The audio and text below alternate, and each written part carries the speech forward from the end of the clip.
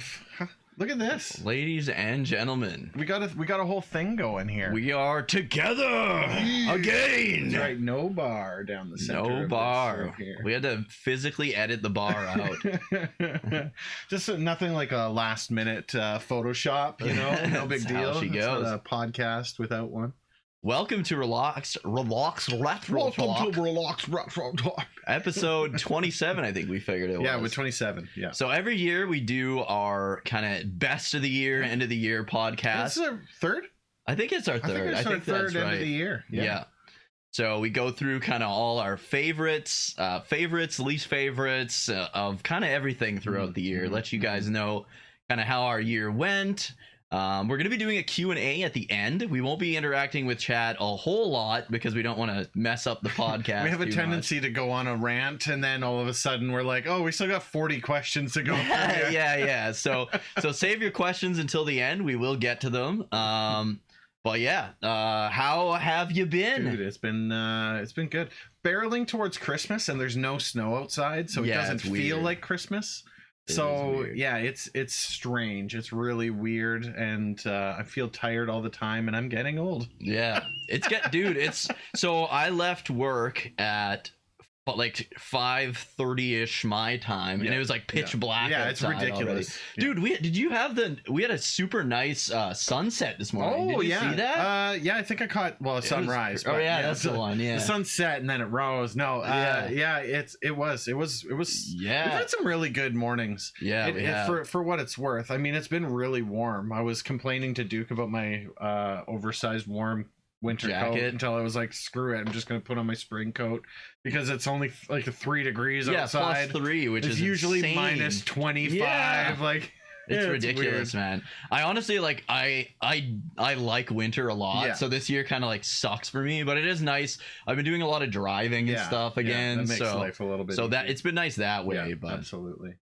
Yeah, that's barreling through, and the bonus about getting towards the end of the year, we get to do this podcast. This podcast is a little bit about us, and then mostly about you guys. Like we do a little bit about like how the year went, things that we liked, stuff we didn't like, and then we also want to talk about our community a little bit. An opportunity to say thank you to Yeah. those of you hanging out in our chats and Discord and all that. and Yeah. Facebook group and yeah, this is always like our favorite podcast. to it is. record It's a every lot year. of fun. It's Always fun. looking forward to it. And I think this is our first one we're doing live. Mm-hmm. And this is the first end of the year podcast That's where right. we're in the same room. Because Yeah. I think we've only done like one podcast in the same room before. I don't even know if we have. Yeah, there was one at just that my one? place. Yeah, Oh, I think that's it was just right. the Yeah, one yeah, though, yeah, which is yeah, super that's weird. right. It is weird. Yeah. Yeah, we need to That's- do more of yeah, these.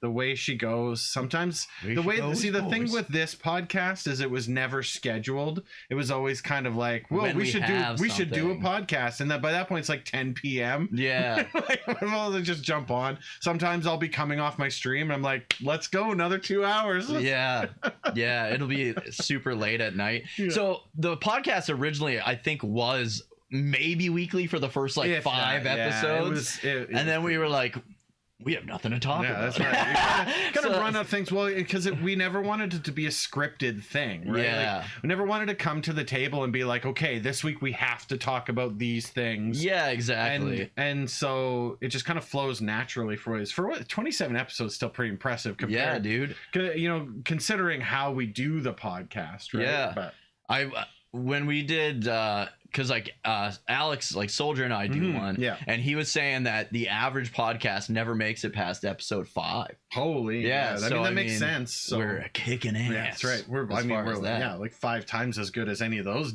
freaking podcasts. Shitty podcast. But yeah, I think it eventually turned into this whole like basically when we have stuff to talk about we would do it, and then we started doing the growing up with kind of yeah. series, and I've been loving That's it. been a man. lot of fun. Yeah. Big nostalgia boners all around. And now PS1. yeah, that was a classic. That was the previous episode. So Yeah. if you haven't checked that one out, go back, check it out. Check it out. on Check the old catalog YouTube out. It's channel. on YouTube and on Spotify. So I mean, Yep. you can have it anywhere you want. Yeah, I almost always forget to upload them to Spotify.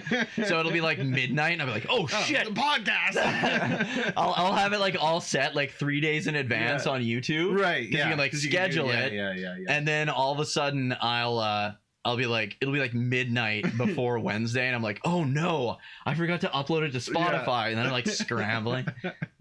But yeah, should we get into get into it. the best of the year 2023? So what were you have the correct order? I have the order. Yeah, I have the order. So the first topic, or the first kind of category, I guess, was the most surprising game that we played this year. And so I picked two. One is kind of almost jokey in a way, and one's more serious. So the two that I picked, I said Ace of Seafood was one of my most surprising games we played this year, because the way you pitched the game to me was, we're fish and you shoot but lasers. You have laser guns. And wasn't it was a lot. That's exactly how the game is. The crowds have like beam sabers and shit. Right.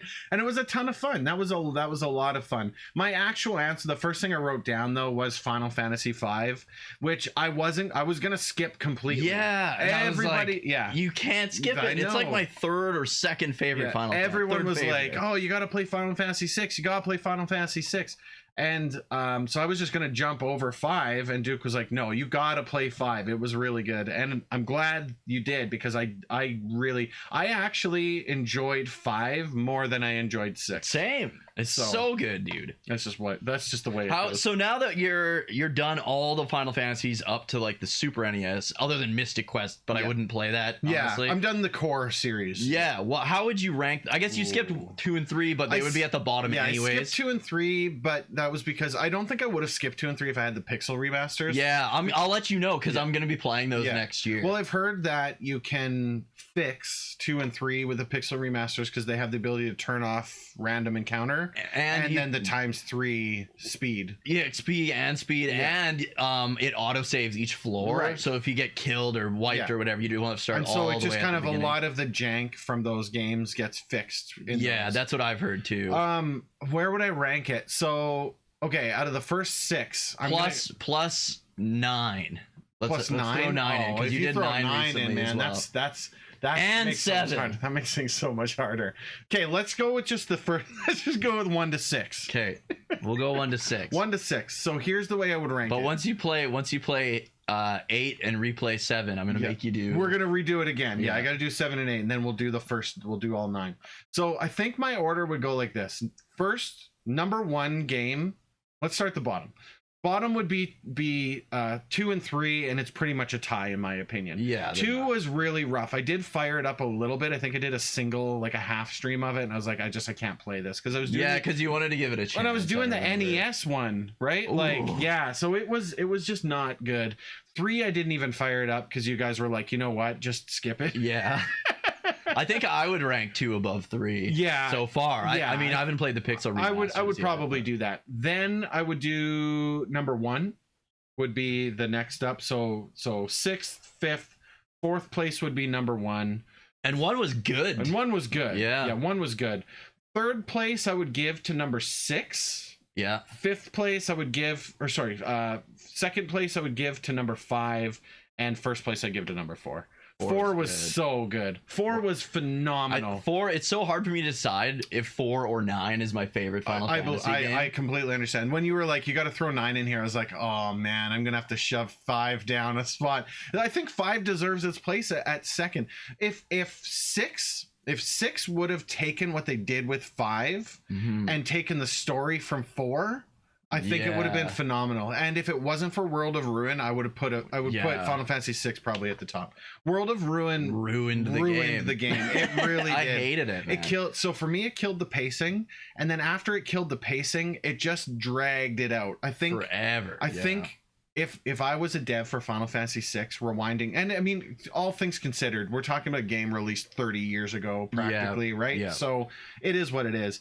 But I think if they would have made World of Ruin simply just the fight of Kefka and some side quests. Yeah. If they would have knocked off the whole your party split up and you got to go find them, and by the way, Locke is at the bottom of this awful cave, so now you got to grind for 3 hours And in order to split, get don't you have to split the party into like three to get three groups to get Locke? 2 different times. You And gotta do Locke it- is my favorite character. Yeah, I didn't- and you have to get him like last, basically. I wasn't a big hate fan. it. Wasn't a big fan of that. It didn't make it, and people are like, "What are you talking about? What are you saying is bad?" It wasn't a bad game. No, it's not a bad game. It just but- wasn't as good as everyone thinks that it is. And I think Yeah. that's because most people, when they played Final Fantasy VI, only played the first half. Yeah. They or- maybe didn't make it all the way into World of Ruin, because up to World of Ruin, the game's really good. It is really good. It's a stellar game up to World Yeah. of Ruin. 2 groups for Phoenix Cave, and then 3 groups for Kefka's Cave. Yeah, Yeah. it was brutal. And then the fact that like all the new characters you get in World of Ruin, they suck. Like you don't Except get for the to know Yeti. them I at like all. the Yeti guy. I don't know why, but I'll give you that because I like Mog. So do you know why I like the Yeti guy? Is because I had to go up that friggin' magic tower, and that guy saved my ass. Oh, did he? Because he Berserks? berserks the entire time, and then he throws one of your party members, and he just one shots the enemies, and that was the reason why I was able to pass that. Yeah. Otherwise, I would have been screwed because I kept running out of mana. Morrow. Yeah, Morrow. Yeah. Yeah. He was good. Other than that, I gotta say, so biggest gripes with Final Fantasy VI. I know we're on a tangent about Final Fantasy VI, but whatever. Biggest gripes with Final Fantasy VI, way too many characters. Yeah. They should have cut that down by at least down to a third. I think you didn't need more than Celeste, Locke, Sabin, Terra. Edgar, and then Mog. well, yeah, you could insert 6th character here, Yeah. but honestly, those 5, that would have been enough. Yeah, it really Then you was. cut out the whole like Maisie. Strago Realm. I didn't like. I hated You could have had Strago and Realm.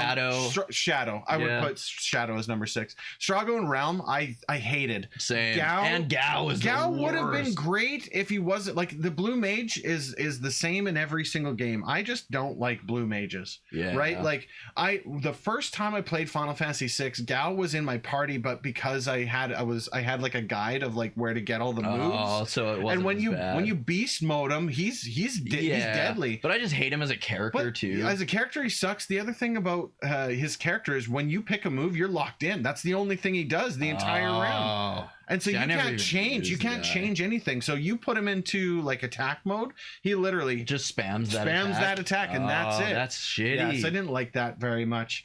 Yeah, and I gotta say, honestly, the vast majority of characters, Setzer was a fantastic character, Garbage. in terrible battle. in combat. Yeah. Like Setzer was a great story. He can be like character. the most powerful, but you have to get like a special And weapon for him or something that's like the thing. that. Like, I don't want to do And that. I think it's an man.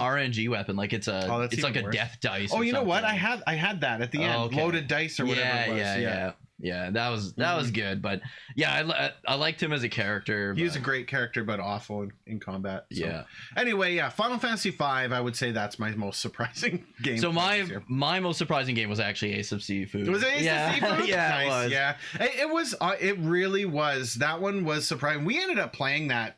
So we did it at Spectre Fest. Yeah. And then we ended up doing what, 2 or 3 more streams just just to complete it, basically. to complete it. It was super It fun. was so fun, and we ended up unlocking all the creatures. different, yeah. The only thing and battleships for some reason. Yeah, it's such a weird game. The only thing we didn't do was beat the end boss. That boss. And we had him like randomly show up in the middle of the game, and we just about took him down. We did, but we were like super underpowered, but we still just about did it. So I don't even remember how I heard of that game. No idea. Oh no, now I remember. So there's a website. I think it's just called coopgames.com or Co-op Compendium, and I was just looking at games on there, and there's this, and I sorted it in like alphabetical order, and like one of the first ones was Ace of Seafood. Right, yeah. I was like, what the hell is this?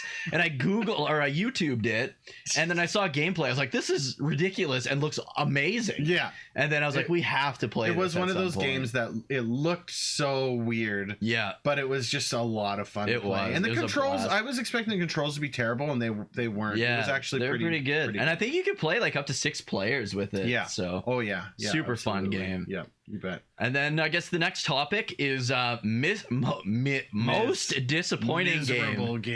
game. Most disappointing game played this year. Yeah. What was yours? So mine was, I probably don't even need to look at this. It was WrestleQuest. Oh yeah, Yeah, I remember. You were so hyped to play that I know. game. I'd been looking forward to Yeah. it since like last year. Yeah, And it was like this, it was a JRPG, it was like pro wrestling based based. on freaking Randy Savage, basically. Yeah, my like one of my favorite pro Yeah. wrestlers of all time. It was a Oh, yeah. JRPG, like all these great things. Yeah. And honestly, as far as like the references and stuff like that, it That was good. absolutely Yeah, nailed it. 100%. But they took what should have been like maybe at the most a 20-hour game. Yeah, And apparently, like I never did finish it because it was just pissing me off and dragging and taking forever. And every time you'd learn like new moves in battle, they did no more damage than the Yeah. previous moves. I you remember learned. how, and you were getting. It wasn't even that you're getting frustrated; you're getting bored. Yeah, and the walk speed, like they were Yeah. just like so slow.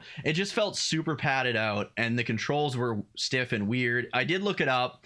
The game ended up being like on howlongtobeat.com. They said it's about 58 hours, Holy, which is insane for that game. What did you did 20? I did around 20, Yeah. yeah, and I was like, I can't do this. And a lot. the other thing, I was like, why is there like, it's like got a weird jank to it, and I looked it up, and it was originally intended as a mobile game. Really? Yeah, and that's I guess why, that makes sense though. Yeah, and I was like, God damn, because That's I was disappointing. looking forward to it so Yeah, much. that really is. I remember how you were like, yes, let's go. And it was that same, like that trajectory, right? You were up Yeah. here and you're like, yeah, this is great. Oh, it's so awesome. And then by the end of the streams, you're like, what are they doing? Why did they do this? Yeah, Yeah. and it was like, I'll give this game one more Yeah, I stream. remember that. and I was And like, they just I couldn't can't. turn it around. And Yeah. like, I think the other thing that pissed me off so much was I was on like a big time crunch at the time too, because right. WrestleQuest came out, and then Sea of Stars, and then I can't remember what came out after that. I think it was Dragon Quest Monsters was right after that. Infinity Strash? Oh yeah, it was Infinity Strash. And then I wanted to beat Dragon Quest 4 again Right. before Dragon Quest Monsters came out. Right. And so it was like and then WrestleQuest was like wasting so much of my Oh, time. yeah. You're like, So forget then- this. So then people still in my chat are like, when are you gonna do the post game of Sea of Stars? Because I couldn't do the post game Right, because I right. ran out of time. And it's like I played so much of this not great game, Yeah. and it ruined Just a took bit of it my up. experience of Sea of Stars, Yeah, which was that's an brutal. amazing game. That's brutal. So Yeah, that's a bummer. So I got two most disappointing games, but I put them in here. A lot of my list is like I couldn't decide. yeah. And in this case, I couldn't decide which one disappointed me more. And wouldn't you guess, they're both Blizzard games. Oh my god. So I went Overwatch 2 and Diablo 4. And man, oh man, I was hyped for Diablo 4. I was like ready to rock and roll. I had like first day stream downloaded. Yeah, you were And, super like, hyped for yeah, that game. and like the thing about Diablo 4 is the story was good and it was great, and then all of a sudden they started Blizzardizing it, and there's a store, and then there's the add-ons, and it's always online, and then there's like it was just like it was a non-stop barrage.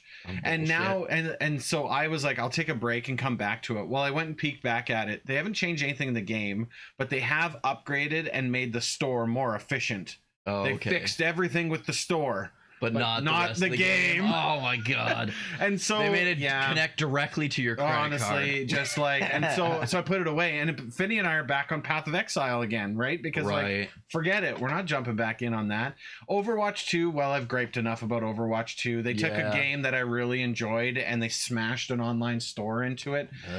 They charged $26 for a skin that they gave away for free 6 years ago. Oh my So god. it's just like that's, that's brutal. where Blizzard's at. At one point in time, 2001, right? 2001, 2002, 2003, Blizzard can't do any wrong. They're Right. releasing nonstop. That's Diablo 2, that's StarCraft, you got Warcraft 3, even you- World of Warcraft. yeah, at that World of time, Warcraft right? was 2004. Like it's just nonstop, and then all of a sudden they just became like the corporate money sucking crap fest. That sucks. And man. then that's where they're at. So now everything they release is on the list of things that it's like, well, you've lost your first date purchase privileges with me. Yeah.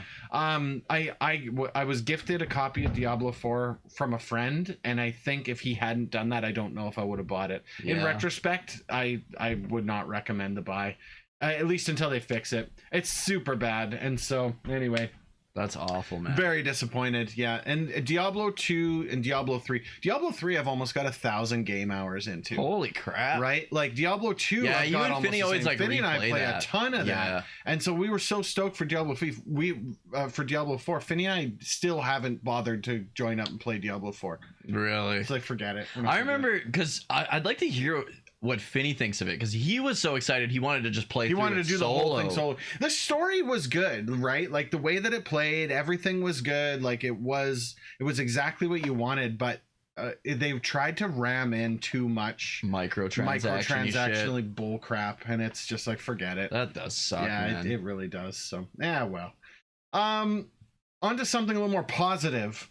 Favorite stream to watch this year. Yeah. So I don't move around much. We got our Twitch did you check your Twitch recap out? Yeah, I did. Okay, so my Twitch recap has 5 streams in it. Yeah, I think mine's like five Like or it's 6. like, here's the 5 streams that you watch the most of, and it's like I took that and I looked at my hours watched, and they pretty much line up. Your channel was by and large my number 1 Yeah. most watched channel. I think yours was Just because I'm mine. usually Yours hanging are out in chat Faith. doing whatever. But I said my favorite streams to watch this year are twofold. One, Midnight Sumo. I cannot get enough of the sumo wrestling. It's like channel. addicting. It is kinda, hey? addicting. I love watching the sumo wrestling, and the community over there is so freaking friendly. Yeah. Anytime that I raid in, they like the chat just fills up with like welcome all Yeah. the way through. So And they're really good for like anyone that's new to sumo Yeah, wrestling. they have no idea what's going they're on. like super like they're always happy to they're explain. excited to tell you Yeah, about what's they going are. on, right? They're and they passionate suck you about into it. I did want to throw a special shout out to Adamantium NYC. Dude, Adam puts on such a good stream. Yeah, the he dude does. is criminally underrated. Like when he's playing Street Fighter, it's the funniest shit to watch because he's really good at Street Yeah, Fighter. he is. But then he's like gets in his head, and then all of a sudden he starts making mistakes, and he's like, Yeah. "Come on!" Like he's, Yeah. he's getting really mad. It's an awesome watch. I really enjoy Adam's stream. Yeah, mine. What was mine? Yeah, mine. I think it's the same like every year. It's Fates. Gamers with Guts Fates is so _ good, Fates. man. Fates is fantastic. I love his DDR stream on the Oh weekend. yeah, It's Yeah, some of my that's a good favorite like content on Twitch, right? And he does it for such a good reason too. He was like, yeah, I wanted to start losing weight, so I Yeah. thought I would just play DDR. The dude's friggin' phenomenal at Yeah, he's DDR. really good. really good. one. He's really good, and he always takes the best requests. Like every time I'm He'll in, play anything. every He's time I'm just in, like- he'll throw on some Sean Paul. Right. He's got his things for like briefcase arms where he has to do the whole thing with his arms down like Really? this. Yeah, it's really funny. That's Fates is funny. good people. Yeah, he's awesome. And another guy that's super underrated. Like Oh yeah, 100%. everybody needs to follow that. Yeah, guy. you He's just gotta give him some love. great 100%. friend, just Yeah. awesome dude all around. Yeah, absolutely. Next is what are we at The here? favorite. Oh yeah, most favorite and or most watched YouTube channel this year. Yes. So mine was, what was mine? Like it's me. It's a me. No, I think it's the same as last year. It's Houston Jones. Houston Jones. I I haven't seen a Houston Jones video in a while. dude, Big strong science man. Big strong science man. he's one of the few guys that like as soon as he uploads a video, I go and watch You it. have And to see it. Yeah. and I'm not that guy, or I am that guy that like doesn't know very many Right. big YouTubers Yeah, at no, I all. have Like no I usually clue. watch like smaller channels all the Yeah. time, but he's the only like big like million subscriber channel that I watch. 100%. Like I know of Mr. Beast, but I've never watched. I heard PewDiePie's voice for the first time this week because Oh, it was really? part of like some documentary I was watching. Like I don't watch like big YouTubers at all. Yeah, I've seen a couple Mr. Beast videos, but they look fake. I don't know. Yeah. They're so hammed up. Like they might not be fake. Maybe they're real. But A lot of those big YouTubers and stuff are like it's just well, like it's for hammed the show, up for right? It's for the views, show. yeah. It's for the show. Yeah. And that's I just don't like inauthenticity. Yeah, like, me either. Yeah, when it's like you're hamming it up for the camera. Yeah, right? yeah. I've never done that before. Yeah. No. But Houston Jones, man, that guy is just he puts it all on the line, Yeah. literally sometimes. Yeah. And it's just his friends are so funny. Like it's literally just like a dude and his He's friends just hanging out, doing being stupid dumb. shit. Science. Yeah. Science. All right, experiments. doing science. Yes. Yeah. Incredibly important science things. I put your channel on there. I don't do a lot of YouTube. I really don't. No. Right? But the YouTube channels, I will watch yours when your videos come up. I typically watch them. Right. But I did find another YouTuber that goes by Modern Vintage Gamer, and he just released something recently. But most of his videos have to do like video essay format. Okay. But Yeah. most of his videos have to do with like DRM and security in video games. Oh, okay. And so where I stumbled into his video was he was doing one about like DOS based DRMs, like Monkey Island. You have that little wheel, yeah. right? And so he was like breaking down like how that works. Star Trek DOS games had that. You had to have the star chart, otherwise you were screwed. Exactly. Yeah. So same. So he goes through a lot of that, and then a lot of his videos too are about like how people hacked the PS1, how they figured out how to hack the PS1. Oh, that's cool. And then he had done a video speaking of the PS1 one. He was like, even if you hacked the thing, games like Spyro would recognize that you hacked it. Oh, and put then like little things in the stuff game. would start happening, and it would be like, hey, I see you're playing a hacked version of the game. You probably shouldn't do that. But it would let you play, and then all of a sudden the game just starts getting harder and harder and harder as it's on. Like, it was really cool. I like looking up those because I remember a long time ago seeing a video on that, and it was showing like, I think it was like a Batman Arkham Asylum or whatever game. Okay. Where all of a sudden like Batman couldn't like jump or like grapple or something, but it would let you get deep into the game. Oh yeah. So you wasted all that time, and then all of a sudden like you couldn't grapple. Yeah, and that was like the theory is that they designed the game in a way that so makes you wouldn't know think, right away. They make you think that you hacked it, and then the hackers move on to the next game. Yeah. And by the time they realize that, oh crap, it's not actually hacked, the first week or two have already passed, and then the game has its sales, which is what they're always after, that first week sales and the first month sales. If they can make their game last longer than that, then great, right? Yeah. So yeah, very cool channel, Modern Vintage Gamer. Check him out. I thought he was really cool. I'll have to check that out. Really slick. One of my favorite, I don't even know if it was intended as DRM or if it was just a really cool thing, because I love when games do like the real world interaction with you. Yep. Was you ever play Star Tropics? Yes. And you had to dip the letter in water. The water in order he talks to get... about that in the video. Okay, yeah. So that was so cool. And the other thing he talked about in the video was that in the ROM that they put, because Star Tropics is on Switch Online. Oh, okay. And they didn't patch that out, so you still hit the robot. So you have to like Google it basically. Well, or you go in the instruction manual, and the letter is in the instruction manual in the game, in the like Switch thing. Yeah, the Switch, Switch manual. Cool. So it's stuff like that. I think that's really cool. Right? I think it's extra cool because it's like, didn't your uncle like send you the letter at the beginning of the game? That's like a blank page. That's and you're like, the start of the game where it's like, I've been, I want you to come see me on the island, blah blah blah. Yeah, and then the real letter is in your NES like the box when you buy the game. Yeah. And then there's like a hint in the game when you get to that part to dip it in water. Yeah. And it's like, that shit is just so cool. And so he had said in his video that was done because they were trying to combat game rentals. Oh, that makes sense. You wouldn't get that in the rental, and so you would rent that game, you'd get to that point, you couldn't progress. I remember getting stuck because in Metal Gear Solid, there's a part where on the back of the box you have to there's like a codec number or whatever that you have to call to get past the like garage door or some shit. And I remember getting stuck there because I played it on PC before I played anything, and I was like, yeah, it didn't come with. Yeah. There's no internet then. Yeah, there's no Googling the answer at that point in time. So it was like, I just got stuck there. I remember. Man, that's funny. What was? We're on the next show. Most watched show this year. So I mean, I don't even need to look. Mine was South Park. I've been like super far behind in South Park. Right. So I was like, my wife and I have been like kind of like watching Star Trek off and on. Yep. And it's to the point now where I've seen everything. Like, I'm caught up other than Lower Decks. Right. But I can't watch Lower Decks unless I'm with her, because we're watching it together. Right. So when I do have free time, if she doesn't have free time, I had to like come up with another show. Yeah. And I was like, you know what? I'm like 4 or 5 seasons behind in South Park, and I got Paramount Plus now, so I've been going you through can watch it there. And watching it there, and it's been great. There was one season that kind of sucked, like there's like that Tegrity Farm season. It didn't suck, but it wasn't as good as like it's an obvious seasons. Like low note in this. Yeah, but it's starting to pick up now. Like, I'm just after, and you can tell they're like, I'm in the season where they're like trying to get South Park canceled, but it's kind of like they've like the reason that they're trying to get canceled is because they've like run out of ideas. Right. And it's funny because they're basically like making fun of that on the show too. They're like, yeah, there's nothing worse than a TV series that goes on forever because they've ran out of ideas and they just like look into the camera. And it's just like, yeah, it's been good, but they've been like changing it up. So right, there was one that was like, this one's for the ladies, and it's like making fun of like how like Netflix and like HBO Max have like all these like, because they need content, so they're just making up all these different shows. Firing off. Yeah, so they've been like making up all these fake shows inside of South Park.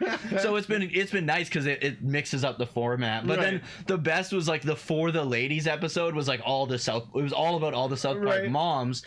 And it's funny because they marketed it as like, this one's to watch with like your wives and stuff. Geez. But then the whole story was, remember like this would have been around the time this season probably came out, when like it was all over the internet that for certain like colon issues, you would take a poop sample and stick it up your butt. Okay. Yep. So that's the whole episode is like they're taking they're trying to like salvage Kyle's mom's poop and put it up each other's butt. Oh my God. And that's like the For the Ladies episode. Oh man. And then it's like Tom Brady, his poop is like the most valuable, and they call it like the spice melange after like Dune. And there's like all these people trying to like hijack Tom Brady's shit because it'll make them feel like super athletes and stuff.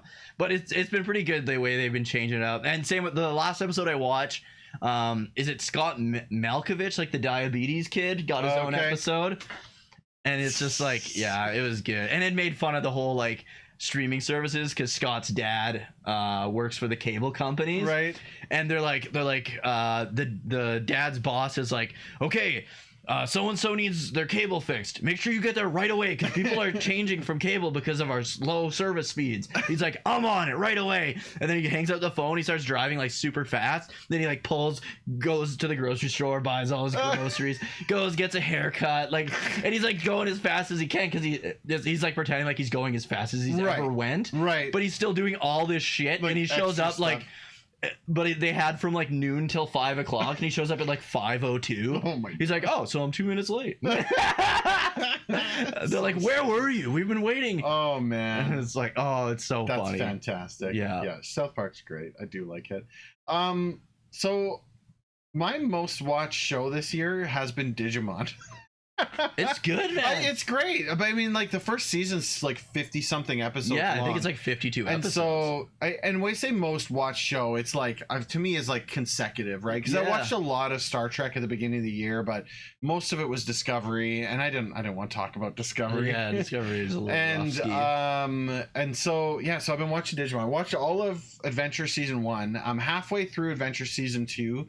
And yeah, it's great. It's really good. It's so good, in fact, that I've got my kid now also watching it. Although I was asking her we asked her tonight, and she's like, "Yeah, I kind of like watching it." But it's because my youngest doesn't like it, so she doesn't watch it because the youngest gets mad. Then they start fighting about it. But well, it's just that's just how funny. it goes. That's but funny. yeah, I would say that it's that. I'm working my way through, and then I found out my season 3 is completely in Japanese. So I'm going to have to find another version of it. It's really hard to find. Yeah. So we were talking about that actually earlier today. How like much of a missed opportunity is to not have it on like a streaming service, some kind of streaming. And service. it was on Crunchyroll at one time, but it's not anymore. So I don't know. Unfortunate. I don't even know who owns it now because Disney did own it for a little bit, and then I don't know who they sold it off to. Yeah. Who knows? But that's the way it goes. But yeah, Digimon's been fantastic. It's surprisingly really, really good though. It is. Yeah. I started watching it because we were playing the card game. The card game is a lot of fun. Yeah, the best card game I think I've ever played. Of fun. It's a ton of fun. Is it back on Crunchyroll, Krim? We'll have to check it out. Fantastic. Yeah. Console you played the most this year? Console I played. What did I? Fuck. For me, I do more PC than anything else. So if the PC counts, then it's PC by and large. But if the PC doesn't count, It's the PS Classic. Yeah? Which is technically What console all did the you things. play the most on the PS Classic? do you PS1 think? because Yeah? it was all the Final Fantasy games. Right, you were playing the I was playing the PS1 PS1 versions version of of them. Final Fantasy. I guess I played Final Fantasy 6 on the Super Nintendo, NES? but I wanted to play it on the PS1. Yeah. And the reason why it just wouldn't load. Like it was just and I the have a legit copy 4 of it, and too. 6 both have issues. Yeah, I don't with know what it was, emulation but I and was like, stuff. fine, whatever, so be it. And then I ended up playing on the Super Nintendo. I guess, yeah, it's kind of a toss up between the PS1 and the Super Nintendo. I threw the Switch on there because I was playing Pokemon Violet too at the beginning at of the year. beginning. But I like Nintendo. Everybody does a recap, by the way. Literally, all the companies they're like, "Here's what you did this year." Yeah, Nintendo I gotta Switch sent check me a mine. recap. I like played 86 hours of Switch in the entire year. Like I didn't Oh. play much. I just don't do console gaming anymore. Yeah. Right? Like I do significantly more PC gaming, and then on my PS Classic for Retro games. retro games because I don't want to play the new games. So Yeah, how do I you would say- check your Switch recap? They thing? emailed it to me, but I'm sure you could Oh. probably log into your account Oh, and it would just do probably it. Be on there, but Because I remember PlayStation did one too. yeah, the they all previous do. year. I mean, every website now does like here's. I think your it's a good recap. idea. I like kind it. of cool. I looking like back. it, but I wish, and I was talking about this in the Discord today. I wish that the like Twitch sent the one. I wish they would show you all the things that you did. yeah, instead like- of just Like, give the me the top condensed 2 version. or I whatever. like the report that's like here's your top 5. Mhm. But if you can pull that data, that means you can pull the other data and just show me like All of I it, just if want you to want see the yeah, detailed version. show me my breakdown. What games did I play this year? What was the most successful stream I had this year? Which is always Spectre Fest, but Yeah, like that's true. outside of that, do you know what? I was checking complete squirrel moment here. Yeah. Spectre Fest capped out at 98 concurrent users this year. Nice. That's awesome. Right? Because my Twitch was like, hey, you had 98 users. And I was like, that was Spectre Fest. Yeah, yeah. No doubt. 98. Like, and That's that was good. like, that was in, yeah, I love it. That's fantastic. Concurrent's like all at once. All right? at once. Yeah. 98 people in chat. That was great. That is awesome. Mine was the Switch because you had the Xenoblade Chronicles 3 DLC. Right, the DLC dropped and, this year. And Dragon Quest. I think Dragon Quest Treasures and Dragon Quest Monsters both came out this Infinity year. Strash. Infinity Strash I played on PS4. Oh, PS4. Yeah. That's right. But yeah, I put a lot of hours on the Switch this year, Yeah. which is good. Yeah, I enjoy the Switch. Don't get me Yeah. wrong, but it's just like I don't. If I'm gonna buy a game, I'm buying it for my PC these days. Like, Yeah, that's for me, like if I have the choice, I'm gonna go on. I'm gonna go PS4 just because it's I more would- reliable. if I was picking one of my consoles, it'd be PS4. Yeah. I will eventually one day likely own a PS5, but until in they 10,000 years. yeah, when they it'll have probably be for games. Grand Theft Auto 6. That's Yeah? probably when I'm going to be I- picking it up. Not even for me. If Dragon Quest 12 comes out on the PS4, I'll 100% or Yeah. PS5. Sorry, I'll Yeah. 100% get a PS5. But what was the next Best ongoing. best ongoing game? So this is a new question or new topic, I yeah. guess we added for this year, and it was mostly like either like games we've been playing all the time Forever, for multiple years. Yeah. So like MMOs or whatever games Yeah. we play like kind of all Yeah. the time. So I went with Dragon Quest 10 this year. Oh, good choice. I think previous years I would have went Star Trek Online, but we finally kind of taken a bit of a break. We took from a Star break, Trek yeah. Online. yeah. But no, Dragon Quest 10 has been great. It was nice getting back into it with the the Clarity patch, Project with it yeah. all in English. Yeah. Soldier and I have been just cruising through that game. We need to get back to it, but it's always been like either he can't stream it or I can't stream it kind Yeah. of thing. But Yeah. Something's I come think up. next weekend we'll try to get back to it. But with Christmas coming up, that makes it more It's difficult a again. tough time of so year. Yeah. I think what I'm going to do because I'm done Dragon Quest Monsters. So I think what I'm gonna do, I'm gonna keep farming eggs in Dragon Quest Monsters 3, and then I want to do the final post game boss, but I want to wait till I have like the party I want. In order to Right. do that, so I think in the meantime, I'm going because I did buy the full version of Dragon Quest 10. Oh. So I think what I'm going to do for like next week, starting next week, or I guess this week if you're watching this on my YouTube channel, is I'm going to start. I want to do the Christmas event real bad. Oh yeah. Yeah. And like just do some stuff that I Jump couldn't into that. do. Level up my crafting for like armor and stuff because with the trial version you can only get up to like level 10 in all the crafting trees and stuff.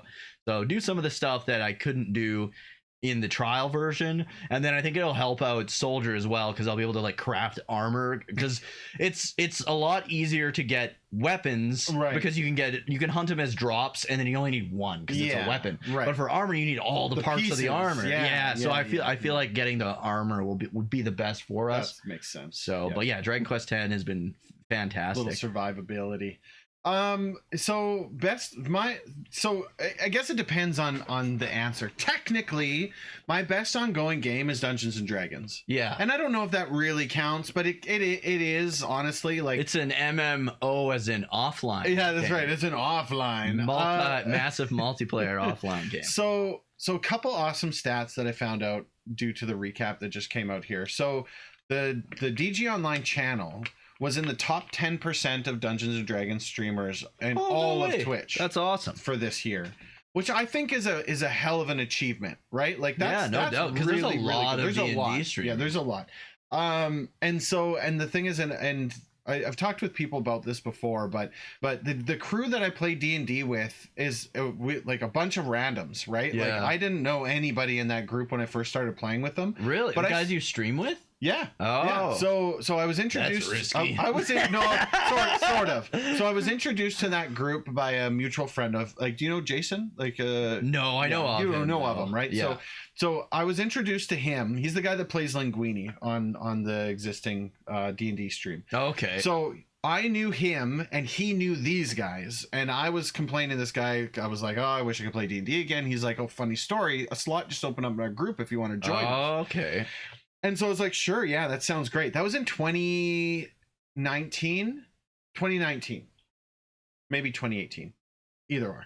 And so I was like, "Yeah, sure, that's fine." We've literally played every single Sunday, save for a couple odds and ends that we couldn't make, for almost 5 years now. That's crazy. Right? And so a lot of groups struggle to get past 3-6 months, and we're still chugging along with no end in sight, right? Like, and we're at a point where I'm running the game for the group right now, and there'll be a point where, that's the thing. You guys have switched hands a couple times. We've got cool. 4 or 5 DMs in the group. Finney's running one of the games for us now, right? Like, that's cool. It's a really awesome group, and because of that, because of the way that group has grown, the content itself actually has gotten to a point where everyone kind of plays off each other too. Yeah, we do a real life game, D&D, like once a year. Yeah, right. I remember that. And yeah, a great group of guys. Like, and it's funny because I was talking with. And was that your first time like meeting? Yeah, 100%. That's yeah, because we only played online before, right? And so I was talking with Mom Gaming online, and I was like, yeah, so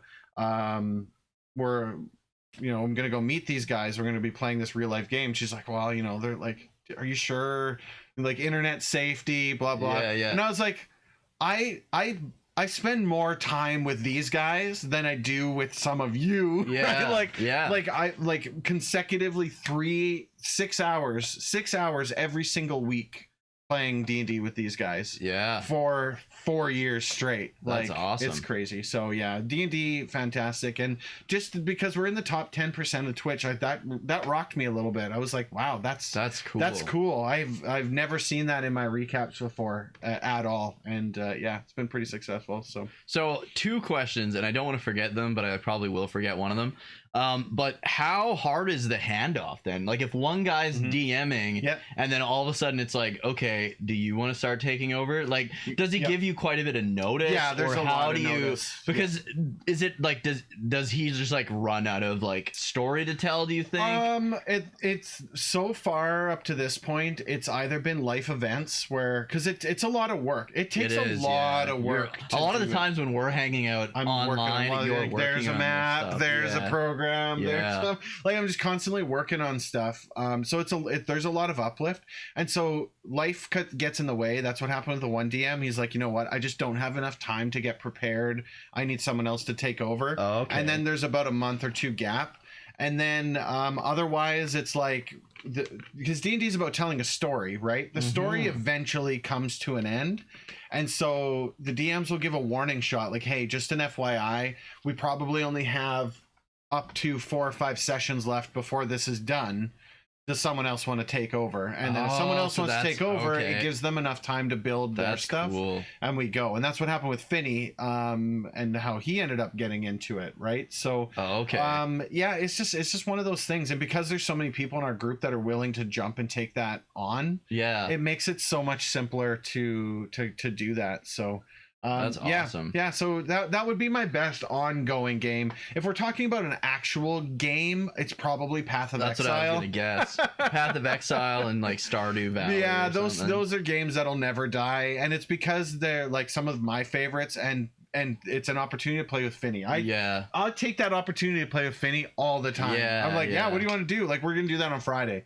Like, I was like, because our Pathfinder game ended up falling through, and I had said to Finn, like, well, what are you doing? He's like, you want to play Path? I was like, all right, let's go. Yeah, that's awesome.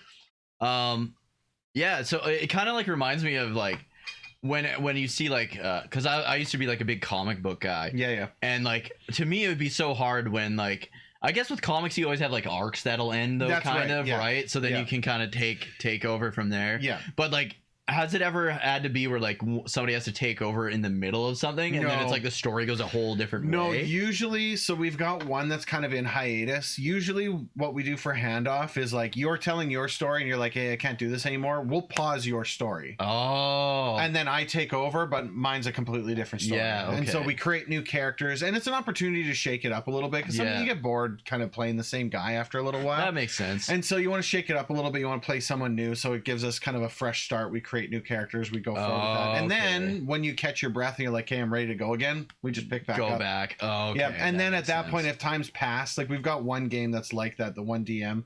If we jump back into it, he'll also be like, if you don't want to play the guy you left with, Yeah. let me know. Let's create you a new guy, and then we'll work him into the story Oh, for you. okay, So, that sounds good. yeah, and I mean, and it helps too that everybody in that group, like we're all grown ass men too, Yeah, right? Like, yeah. I mean, it's one of those things where it's like there's no drama, there's no bull crap in it. Yeah. Like if you don't like what you're doing, you just mention that, and there you go. We're gonna change it, Yeah. and off you go. So yeah, it's really cool.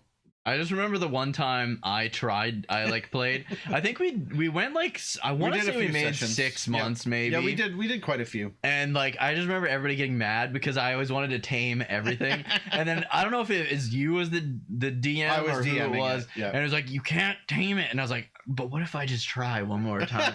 And like, and then me and Jason, Yep. like your brother, Yep. we would always like get drunk in the bar. And then I remember there's like an upstairs area in the bar with these like tubs. Yeah. And we were like, you guys were all like downstairs drinking, and we were drinking in the tubs, and then we all got kicked out of the bar because me and Jason pooped in the tubs. That was like, oh, That's the beauty about D&D, right? Like that's Yeah. what it's about, is just kind of. And for when I was DMing that, I was really early on in it. yeah, Because yeah. nowadays, Wasn't that your we do first stuff- game? That was my very first. Yeah, that you DMing DM'd, I and we ever had did. Paul jump in, and his name was like Hammer Dick. Yeah, like it was just like a whole It thing. was awesome.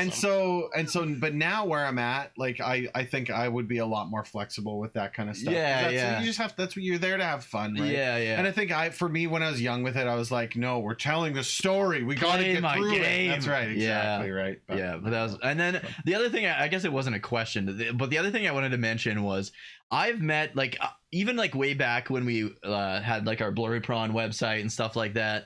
I've met so many people that I've known from like our old forums, Oh, yeah, and yeah. like old like chats and stuff like that, like just internet friends and Yeah. stuff, and it's always ended awesome. Always, Like I've yeah. always like I've gone down to so like I don't know, you probably remember Kristen. Yep. Yeah, so like I go to concerts with Kristen like all the time now. Right. Yeah. And like I remember he came down, I think the first time We me did and Extra Kristen- Life.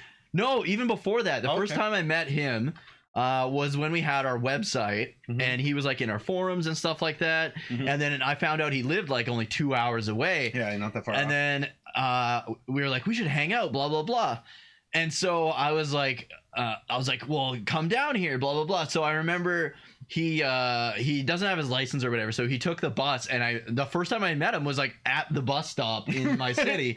Yeah. And he comes out, he's like, Dookie, and he just runs over and gives me a big hug, and we've been just like great friends That's ever awesome, since. yeah. And that was the first internet friend I ever Heart met. of gold, that guy. Heart of Yeah. And so like ever since, all these like online friends I've like met, like Yeah.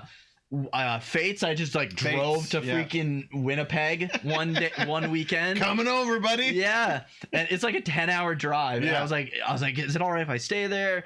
I think it would be like super fun. And he showed me around. It was just awesome. Like anytime I met online friends, it's always been awesome. Yeah. Another time when we went to, so my wife and I used to go to Oklahoma all the time to watch like NBA games. Okay. And then we were like, we should do like an away game and go down to Dallas because I have like a lot of friends from the old Blurry Prawn days. Right, because Screw Attack. Yeah. Screw Attack was based out of Dallas. Yeah.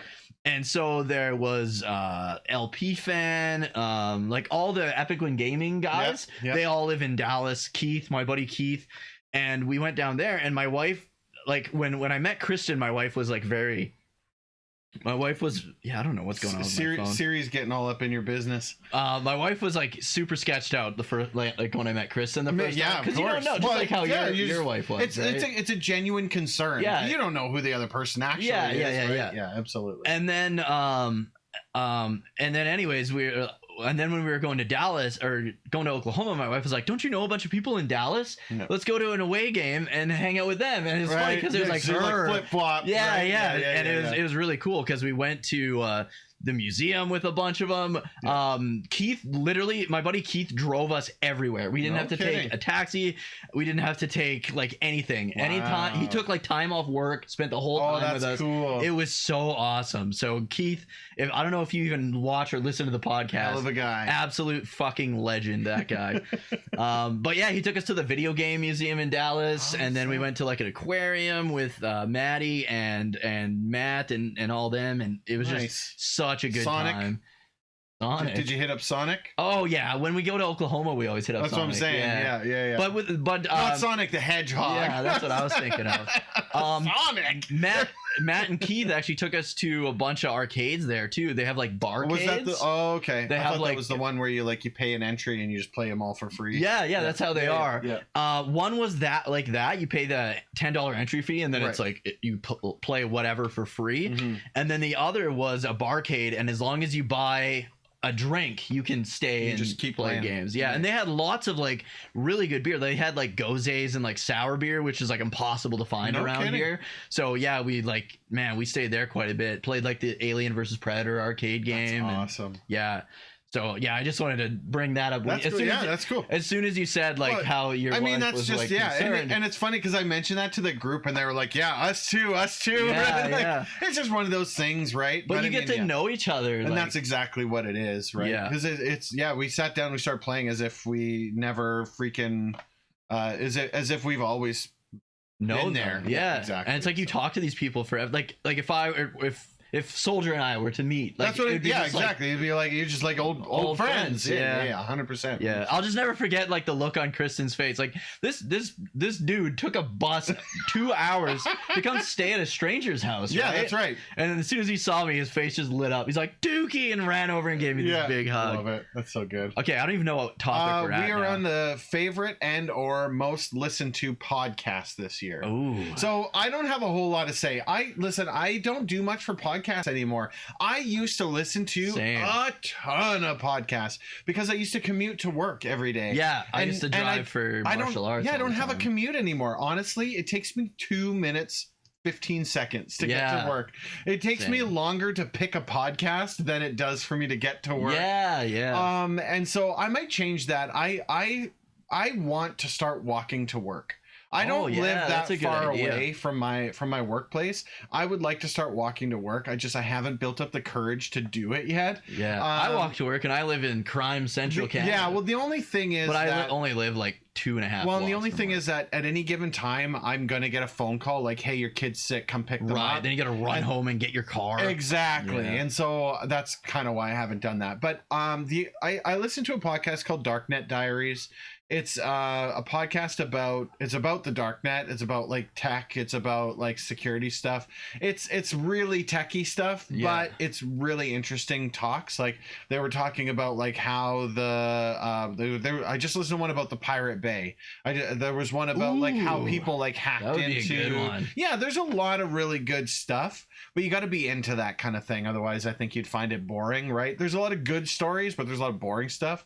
There's people that was like the Silk Road, which was like the black market on the dark web where you buy drugs and stuff like that. Okay. And the takedown of it and where it went and how it changed. And yeah, so it was cool. I listened to one called Heavyweight, which I think I said last year was my favorite.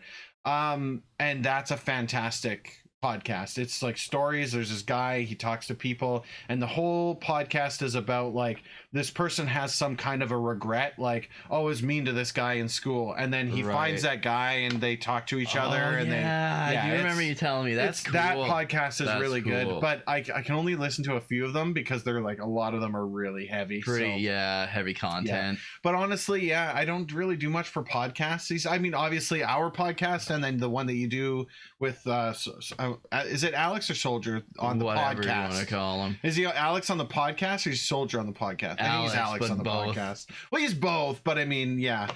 So yeah, I listen to your guys' podcast too, but I do it on YouTube though. I don't do it on like an audio one. That's usually where I. It's easier for me on YouTube because again, I don't have a commute, but I do have a computer at work, so I just bring the thing up. Yeah. So. Well, and then it's nice on YouTube. Well, I guess you could do it on Spotify too. But I like it on YouTube because then you could just like pick it up when you're on your next device, and I like to see you guys. I like to see you guys talking, and so that I mean, if I'm at a computer, if I'm at a screen, anyways, I'm going with the video version. Yeah, I'm going with the video version every time. Anyway, so mine were I got two of them. I got Believe You Me, which is like Michael Bisping's podcast. Oh, okay. I watch it all the time. He's such a good podcast host. He's super funny. And he knows his stuff. He's very knowledgeable about the sport, and he's very like he will say whatever like he thinks. He's not gonna like sugarcoat stuff, and which like, is ideal. Yeah, he's very real.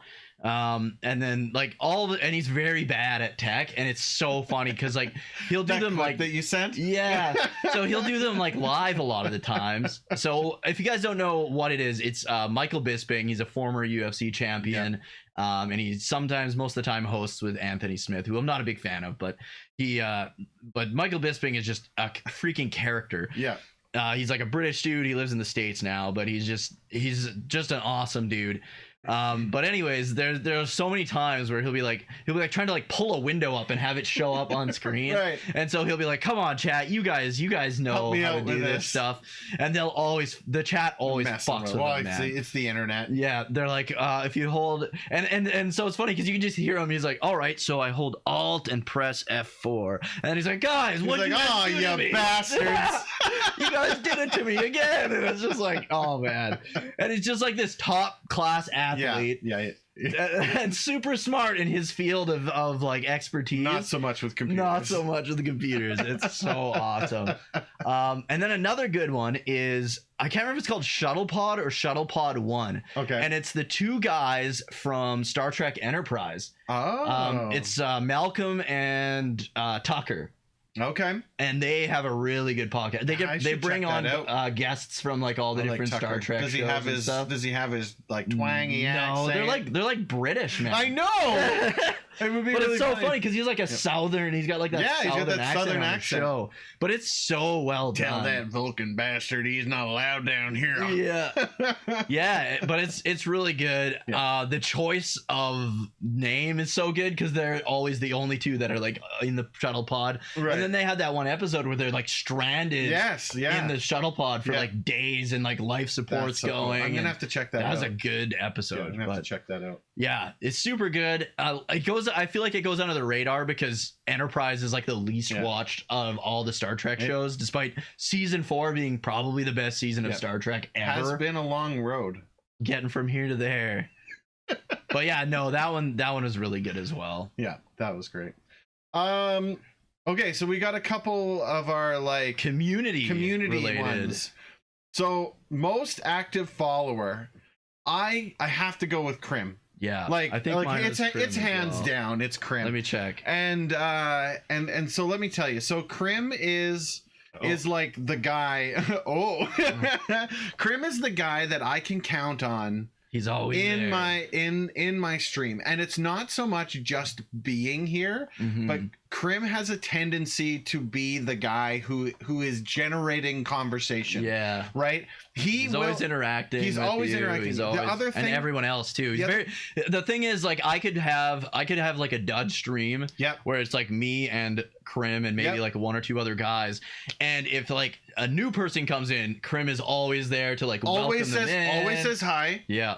Always talks to them, and then is constantly communicating with. And I think that's Yeah. just fantastic. He just makes the community seem so much more welcoming, like all the time. Absolutely, a freaking gem of a person. Yeah. I do have to throw a special shout out to Goodsy for the sheer fact that the dude hung out For like the entire Spectre 24-hour Fest. He was there. He missed an hour and a half, and that's it. And that hour and a half was at 4 o'clock in the morning, right? He hung out the entire time. and he probably just dozed off. Yeah, exactly. That's what I'm saying. So, yeah, I have to give out a special shout out to Goodsy, and Goodsy's also hanging out in chat all the time too. Yeah. But I mean, like that is like.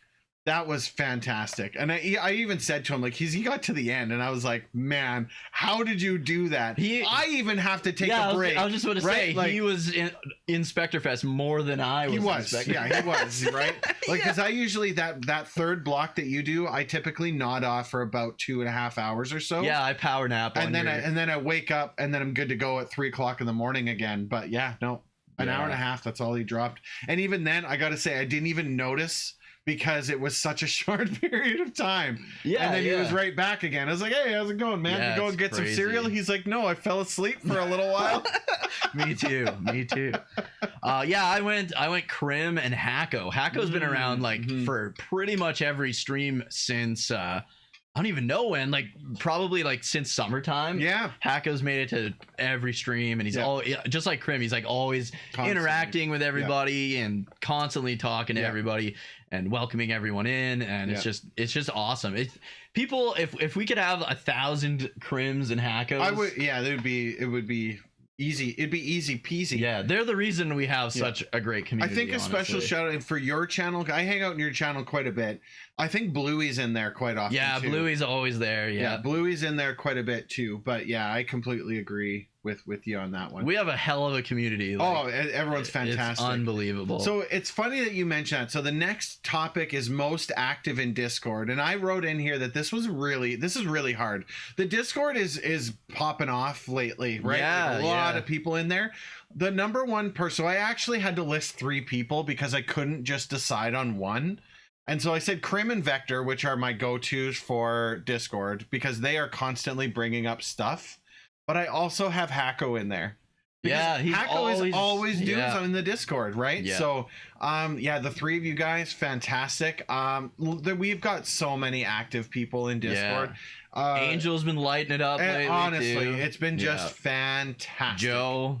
Lots of people. Yeah, there's so many. Like, and I think the cool thing is so we've got like our staples. We've got like Krim, Vector, Finny, Hacko, Tommy. Yeah, Kame, and then we've got like a lot of the new people have the same awesome like it's which They is bring awesome. a lot to the table. Yeah. Yeah. Like it's different. Like if you get like a couple bad apples, but for the most part, like It's been good. 99.9% of been our good. community Lens is stew. like it's always positive. Yeah. It's You always guys are been great. awesome. You're fantastic. Did you have somebody you listed as most active? I put Krim. It is right. Yeah. Like Krim number 1. We're gonna have to make a Krim stream day, right? Yeah. I lean on Krim too often for raids as well. I'm like, hey Krim, do you have anybody that's online today? Oh, We'll just yeah. raid out to one of your buds. Yeah, because I've done then that we a couple also times. reach out. We go into somebody else's stream, and then we make that connection with their community as well. Yeah, It's really cool. exactly. Yeah, it's fantastic. Now we're back into some games here. Well, I got best mod. Oh, I skipped over the best moderator. Best mod / admin or whatever you want to call Who it. did you go for best mod? Oh, burping like crazy over here. I got Soldier and Vector. Solid choices. Solid choices. I'm usually pretty good at banhammering myself, but if I miss someone, it's usually Soldier or Vector is able to snipe that makes them. sense. Yeah. Yeah. I mean, someone else is usually moderating in your chat, but whatever. I think this person's got to unlock. Finny, you are hands down my best moderator. Finny and Rocket are the two people that moderate my channel. Crinkle does, but he's a silent moderator. Yeah. Crinkle sleep in. He'll slip into He's chat. a sleeper agent moderator. Crinkle will slip into chat and he'll just kind of as it goes. And then but Finny's usually hanging out. Yeah, exactly. back into the shadows. Gotta go. My people need me. Yeah. Finny is out there like the hammer of justice over his shoulder, and the second someone steps out of line, he's just clock and boom, off it goes. Yeah, so Finny's I wrote Finny's got the fastest banhammer in the West because like and the other thing is too, and you're in this boat as well for me. People will post a spoiler and you're usually the one that'll catch it. Yeah. And he's just like, good. Hopefully you didn't see that. Delete. Sometimes delete, that's delete. even in my own chat. You'll be like watching my stream. Yeah, I'll be like, shit. Exactly. Like if Hacko and I are talking Star Trek or That's something, right. it's like, Yeah, oh the shit. other night I was like, mute. You're like, I'm not saying anything. Yeah. I'll just have to like do like the what is it like the it's not even a ban, it's like a timeout just to clear wipe their the, chat. wipe the chat. Yeah. So, but yeah, no, thank you for all your hard work. I think a kind of bit of a special mention on the term of moderate. We just added Kami and Krim. Yeah, so the welcome Discord welcome mods. to the mod team, Welcome Krim to that team. and Kami. Yeah, and thanks for keeping our community safe because No doubt. we really appreciate that. We've had I think two bots Couple bots. try to shut us Couple down. little and the old spamming big bots come sword. in. We had somebody that was trying to sell art, Yeah. and I was like, Andrew. Yeah, I never even saw anything for. I just saw people saying, Yeah, "Who's some people- Andrew?" some I was people like, I have got no idea what PMs. they were talking about. some people got PMs, and then I got a screen cap of what they sent, and I was Oh. just like, done. He's at it. Goodbye. And then what is the next topic? Retros. We're talking about favorite retro game streamed. Okay, let me try to find it. You answer yours. 'cause I don't Okay, even- so I accidentally I started couldn't deleting shit. decide because I didn't do a lot of games this year, but a lot of the games I did do were retro Okay, games. I found it. And so my first, the one I listed first was Castlevania 2. Oh, it's so underrated. That man. game was so fun. Now I don't like using guides when I Yeah. play video games, but that one I had to use a guide. Yeah. And I felt justified in using a guide for it. But honestly, as I was following the guide, that game was a ton of fun. Yeah, I it was really enjoyed Castlevania 2, Simon's Quest. And then I added Final Fantasy 5, but I thought Final Fantasy 5 was a cop-out answer, right? Right. Like I liked Final Fantasy 5 more than I like Final Fantasy 6, but we finished talking about Final Fantasy Yeah, up yeah. top. I would say if you told me to pick between those two, it would be Castlevania 2. Really? Hey? Yeah, I would. Wow. As far as it goes for the one I had the most fun streaming this Yeah, year. yeah, okay. Absolutely. Castlevania 2, like when I streamed it, I think I only needed a guide twice because there was once like That is the other thing. I didn't like follow it step by step. I but needed it because I the couldn't ferryman? remember. Yeah, there was the ferryman, and then I think I missed one of the mansions, and I was like, I went all the way one way and then all the way the other. And I was like, okay, where is the one I'm supposed to Yeah. go in? And I had to look it up. And Yeah. and then I was good. But yeah, it was really good, especially for like. It's funny because like it's technically the first Metroidvania because it and Metroid came out at like the same time, Right. Yeah. and I And would it's put kinda it similar. leagues above the Way original above. Metroid. Oh, dude. Leagues above. We don't agree on some retro games, but we very much agree that Metroid is terrible. Yeah, not We a don't like fan. Metroid. And I tried hard. You I tried played, like all the 2D you ones. playing Super Metroid made it so I never want to play Yeah. Super Metroid. Rough game. My favorite retro game streamed was of course Dragon Quest 4. Of course. I played the DS remakes. I don't know how retro you count that. Yeah, I mean But, it's a new skin on the old game. Yeah, I mean it's my second favorite game of all time. Yeah. I had to. How do you put it- beat that? How do you beat that? it? Do you have another retro game you played this year that would be in that league? I don't even know. That wouldn't be considered your favorite? I don't know. That's a I tough streamed one. a lot of games. You but I did. can't- You do a lot of retro I games. can't even remember. Like This year, you kind of stuck to. it might have been you stuck Darkwing to Duck during Oh Spectre Fest. yeah, I really that like was Darkwing fun. Duck. What about Dr. Jekyll, Mr. we're, Hyde? we're coming to that topic. Is that the next? Is that the next one? What's the next No, topic? next one. Favorite game streamed that nobody wanted to watch. Now, Oh. this topic originally came up when you played Yakuza Like a Oh Dragon, yeah, because you were like, "I love that game," and nobody wanted to watch. come into chat and watch Yeah. that game. Yeah. For me, so Myth Force.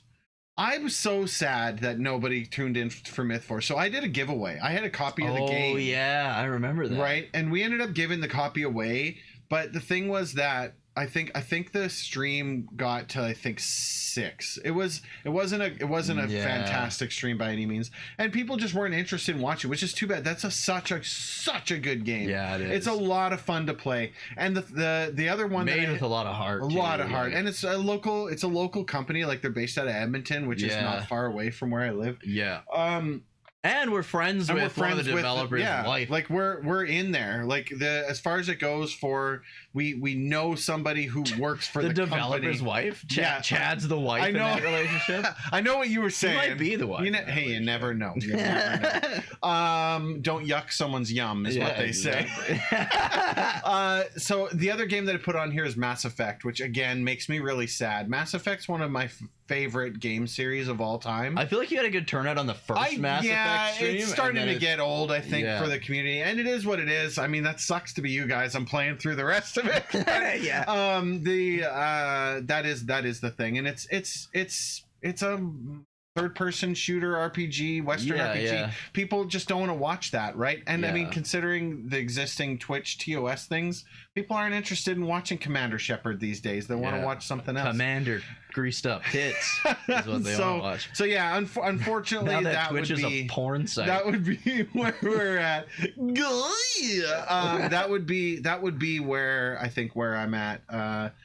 Unfortunately, Mass Effect is kind of on the border there for me, but I think Myth Force that one's unfortunate. Yeah.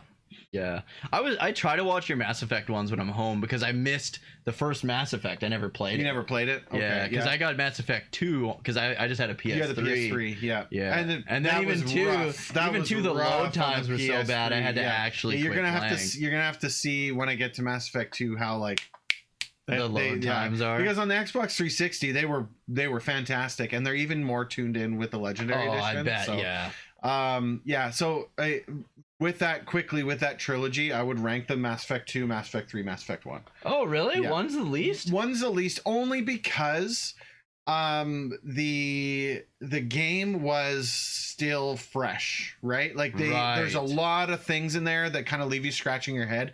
I spent so much time sorting through inventory, like a ridiculous amount of time sorting through inventory. management. And the storyline is good, but there's just a lot of stuff where you kind of That they like streamlined later on? Yeah, and they Oh, made it okay. so much better. Mass Effect 2, way up here. Mass Effect 2, Mass Effect 3, Mass Effect 1. Like Oh, 2, okay. 3, 1. Like, Oh, like that really? to me, eh? right? How So- would you rank if you included the Star Wars Knights of the Old Republic in with those? Knights of the Old Republic, I think, would be kind of in that center point. Knights of the Old Republic 1 and 2 were fantastic. They'd be in games. between And- Mass Effect 2 And you 3. would, if you liked Knights of the Old Republic 1 and 2, you would Mhm. like OG Mass Effect because they took the game engine and they just updated it put a and new put a new story. skin on it. Oh, Yeah. okay. The other thing that I I like really about like the first one. Yeah, 100%. The other thing that I like about Mass Effect is they draw so much inspiration from Star Trek and from Yeah. Star Wars and from Firefly. They Oh, draw okay. so much inspiration from those Dude, worlds. I think every Star Trek fan's wet dream is that the team that made Mass Effect Yep. makes a That's Star all they would Trek have to game. do. They make a Star Trek And game. that's what there was, like that new Star Trek game that came out I think this year that I haven't even played. Yeah. That's what everyone was kind of hoping it was going to be, Yeah. and it wasn't. like I a don't like an think. actiony kind of RPG. It Yeah. would be really nice, but It would be nice. yeah, what do you do? What What are games nobody want to watch on your channel? Oh yeah, so mine kind of fall into the same scenario as I believe last year. It was Xenoblade Chronicles 3: Future Redeemed. That's a rough one. I Yeah, the DLC.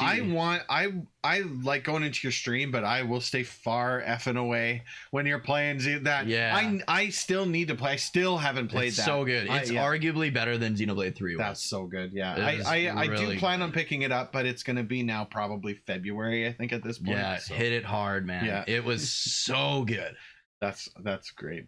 Yeah, I love it. It was. Xenoblade Chronicles is so good. It is, and it might, like, honestly, the it's so hard to rank the Xenoblade games, but Yeah. like, to me, like, You like 1. Yeah, so like 1, 3, and Future Redeemed are all like tied In a for bubble. the first. Yeah. Yeah, and you didn't like 2 as much. You Yeah, had a 2 lot of would be- jank though. 2 would be Yeah. right there. Like, if you took out, It's not bad, but if you it's took not out like the best. little bits of cringy parts, and if you took out the whole, like, you need Cave. this field Oh, skill yeah. to get Yeah. through this story part. See, I didn't struggle with that because I got incredibly lucky with my Pulls blade or whatever. pulls, and I think Yeah. that would be the game changer if you didn't Yeah. get good blades. And you'd I have a didn't. rough go. Yeah, but the combat in 2 was superior to 1, definitely. Yeah, I did. And then X would be at the bottom. Yeah.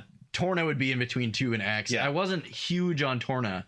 The story was really good in Torna. Right. If I were you, I'd recommend just watching Well, and that's YouTube that's videos the thing, 'cause telling the Torna's story. in completely Torna. optional, right? Like it Yeah, adds some it is. background, but it's not like Yeah, crucial. the story is really good because Yeah. it's about the silver haired dude in Jin, 2. Yeah, Jin.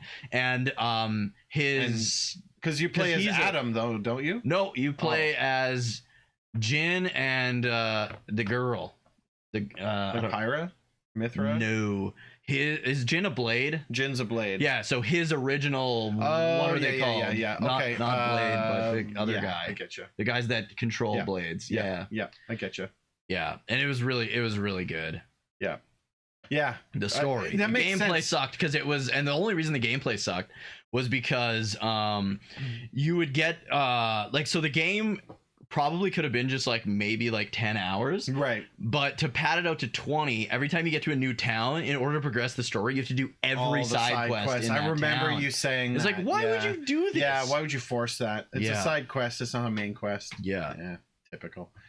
How about the most watched game streamed? Oh yeah, for me, easily Dragon Quest Monsters: The Dark Prince. That makes sense. Like, dude, my stream's been popping off. Flying off. My of that. YouTube channel's been popping off since the game came out. Dragon Quest Monsters. I even have people who've never played Dragon Quest games or Dragon Quest Monsters games looking at it. Right? I was telling Yeah. my buddy who's into Pokemon. I was like, "You should check this game out. This Duke's playing it. It was inspired by Pokemon. Like, if you Yeah. like Pokemon, you probably like this one too." Yeah. So what happened, like, with the original Dragon Quest Monsters? So the first super popular, the first Monsters game, I think, was Shin Megami Tensei. Right. But the first popular monster taming game was actually Dragon Quest V. Okay. And then with Dragon Quest V, it inspired Game Freak to make Pokemon. Right, And that's where it came from. the whole thing was like, they were fans of Dragon Quest V, and Because they're they're like, from Japan, and that's how it works. yeah, and they were like, what if we made a game centered entirely around the monster taming parts Right. of Dragon Quest Makes V? sense. And then the whole like monsters being carried across games came from the fact that all the Dragon Quest games would have like monsters The show up in the slime, next the game. Draki, Yeah. yeah. So that's why they wanted to do the whole have monsters across generations Right. always like carry forward, and then the trading happened because like Pokemon trading became a big part of it, because in Dragon Quest 2 you can get some rare drop items. There's like I think it's called the Happy Hat now, or the Magic Hat, or the Mad Hat. Okay. And what it does is it like I believe what it did was it made your spells cost half MP. So it's like a really good item to have, but it's a super rare drop. And one of the developers of Pokemon wanted this hat really bad, and another developer of Pokemon got lucky and 2 of them dropped, and he was like, man, I really wish I could trade this with you, right? Right, yeah. And that's actually how the trading system in Opened Pokemon, up trading. yeah, That's why cool. they added that. That's really cool.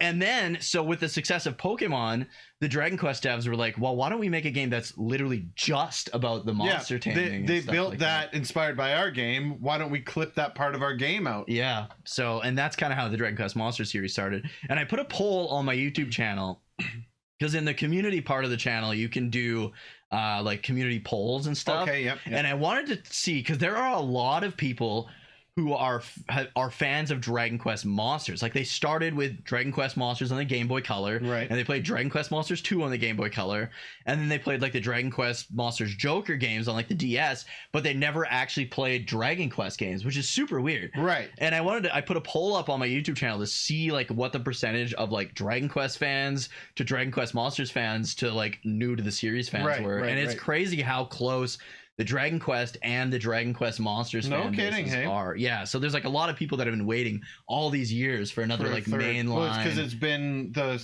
Dragon Quest Monsters 2 was out on the Game Boy Color. Yeah, That's a gap. that's a huge gap. So they made the Dragon Quest Monster Joker series, which Right. is like a futuristic Dragon Quest Monster series, Right, but and it's I didn't not really like the like 'em. same. It's It's very similar, inspired but- by. Yeah, right? I didn't like the Joker games all that much.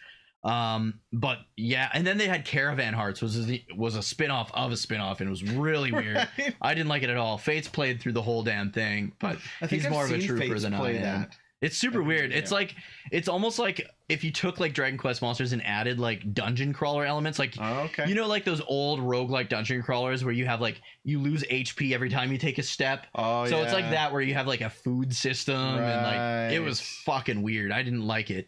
But with this, since it's been like so long since there's been like a mainline Dragon Quest Monsters game, they took a lot of the monsters that only showed up in like Caravan Hearts and Joker Okay. and added it to like a mainline Dragon Quest Right. Monsters game. So this is the first time we've been able to see those guys in like 3D and stuff Nice. too, which is really cool. And they made it a prequel to my second favorite game of all time, Dragon Quest 4. Right. So, Yeah. I mean, you can't go wrong. There was no way you weren't buying that game. So many elements that meant this game was going to be awesome. Yeah, because you don't buy many day one games, and this Yeah. year I think you got like a boatload of day one games. Yeah, this year was a good year for games. yeah, Absolutely. there was a lot.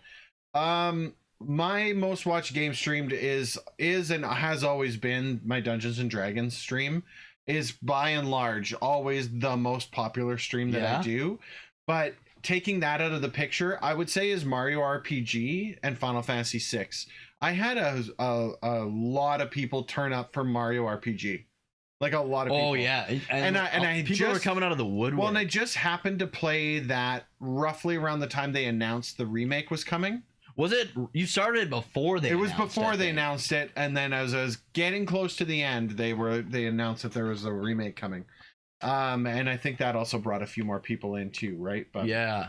by and large, I mean, I've had D&D streams where I've had 50 people in chat before, right? Just because like I get lucky with raids and people Yeah, coming that's in. awesome. And then usually, because since I'm running the game, I have to minimize because I use Yeah, you can't all of these interact with screens. chat at Everything all, is used yeah. for D&D. I always thought you had 4 screens. Well, Did you at one no, time I have never 4? had 4.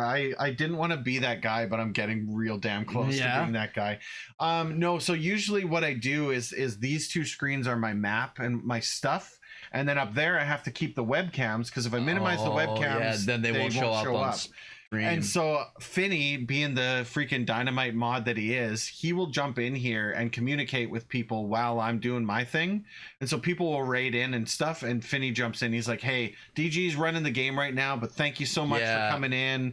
This Yeah, is what's he's really going good on." at Yeah, keeping 100%, everybody man. in the So, loop. Speaking of Finney best. keeping everyone in the loop, like he said, we are going to be doing a Q&A at the end here. Yeah. So if you want to start spitting your questions yeah, feel now, free to throw them in there.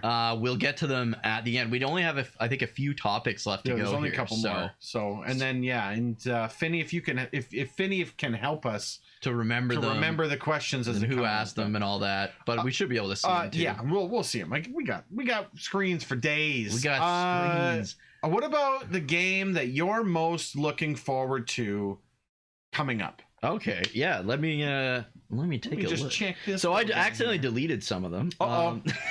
That's what I was when I was looking at my phone earlier. I was like, I definitely deleted something. Dragon Quest 12. We still don't have Yeah, anything that's but right. the title for it. So, hopefully it comes out this coming year. They didn't give you a year or anything. They didn't give were it- just like, dude. Dragon Quest 12. Here it is. Yeah, it's like the Bye. Flames of Rebirth or something. Right, I don't right, even remember. right. All they've said is it's gonna be darker. I don't know how you can get any darker in Dragon Quest V, and that they're making changes to the command battle system. Now, a lot of people are taking that as, oh, it's going to be action based, which I hope it's I not. hope not. But what I do hope it is more like the Yakuza games, where instead of having to go through a menu, you hit like triangle to use items, X to attack, square to look at your That's a good skills. idea. Yeah, It just speeds it up. Yeah, I it just hope- makes it brings it into the current generation of it games streamlines without the menuing a bit. removing the what way that everybody loves, JRPGs how they works. play. Yeah, I really hope for your guys' sake that they don't do that, No because doubt. that's getting awfully close to the Final Fantasy remakes Yeah. of Final Fantasy 16. Yeah. Don't worry, they'll put their best Devil May Cry guy on Oh Dragon my Quest God, 12. that'd be horrible. And then Dragon Quest 3 HD 2D. I'm looking forward to that. Horiyuji, the creator of the Dragon Quest series, Yeah. I think it was last week or the week before, tweeted or whatever that he was just basically spent the entire night doing playtesting Dragon Quest 3. So he was just gonna play it a little bit, and he ended up playing for like 10 hours or Nice. something, he said. So obviously that's almost done now. Yeah. So it's good to actually hear something on it, because I think it was announced like 2 or 3 years ago. So Right. I really hope that it has all the extra content that the Super Famicom remakes had, because the mobile / Switch version cut almost all the extra content out of the game, unfortunately. So I really hope this is going to be the definitive edition, like definitive way to play the game. And then of course Pixel Noir Yeah. and the new Yakuza game. I can't remember what the hell it's called, but I'm looking forward to that one as well. That'll be I good. probably won't get to that one till like later in the year, Yeah. because I want to do like the Dragon Quest, replay all the Dragon Quest and like Final Fantasy games one after another this year, or the next year, I guess. But Right. yeah, Right. that's kind of what Yeah. I'm looking forward to. So I put Pixel Noir in there. I'm looking forward to that. We're gonna Yeah. be streaming that in January. I'm super stoked. I'm excited for Len. I'm excited for that whole team. I've been watching. I don't know if you've been tuning into Leo's streams. Every now and then, yeah. It is so fascinating to To watch see the how they game being do built, right? And like just how his brain works. He's like, oh, that guy's walking into a building. Okay, okay, let's do this. Tip tap, tip tap, tip tap, tip tap. Yep, okay, there he goes. Now he's not walking to the building anymore. Takes it off the list, moves on. I think that's just fascinating. I love that concept of the game development cycle. So I'm looking forward. Pixel Noir, gonna be great. Hades 2 is supposed to come out next year, and that game looks really good. The first Hades was good. It's not really up your alley No, so not much, really. but that one's good. I don't know if you saw much, but there's a game called Star Wars Outlaws coming. Oh yeah, I saw a little. That bit on it. game looks pretty interesting.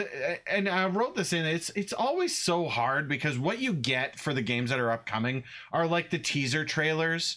They don't show Yeah. you the gameplay. They don't Yeah. really give you a whole lot of stuff. They just kind of are like this. And so from those videos, it's like, yeah, Hard that to looks cool. even I tell guess. what genre of game it is sometimes it's like that's from that's teasers. cool, I guess, but I'm not going to be buying it until I see what actual kind of game it is.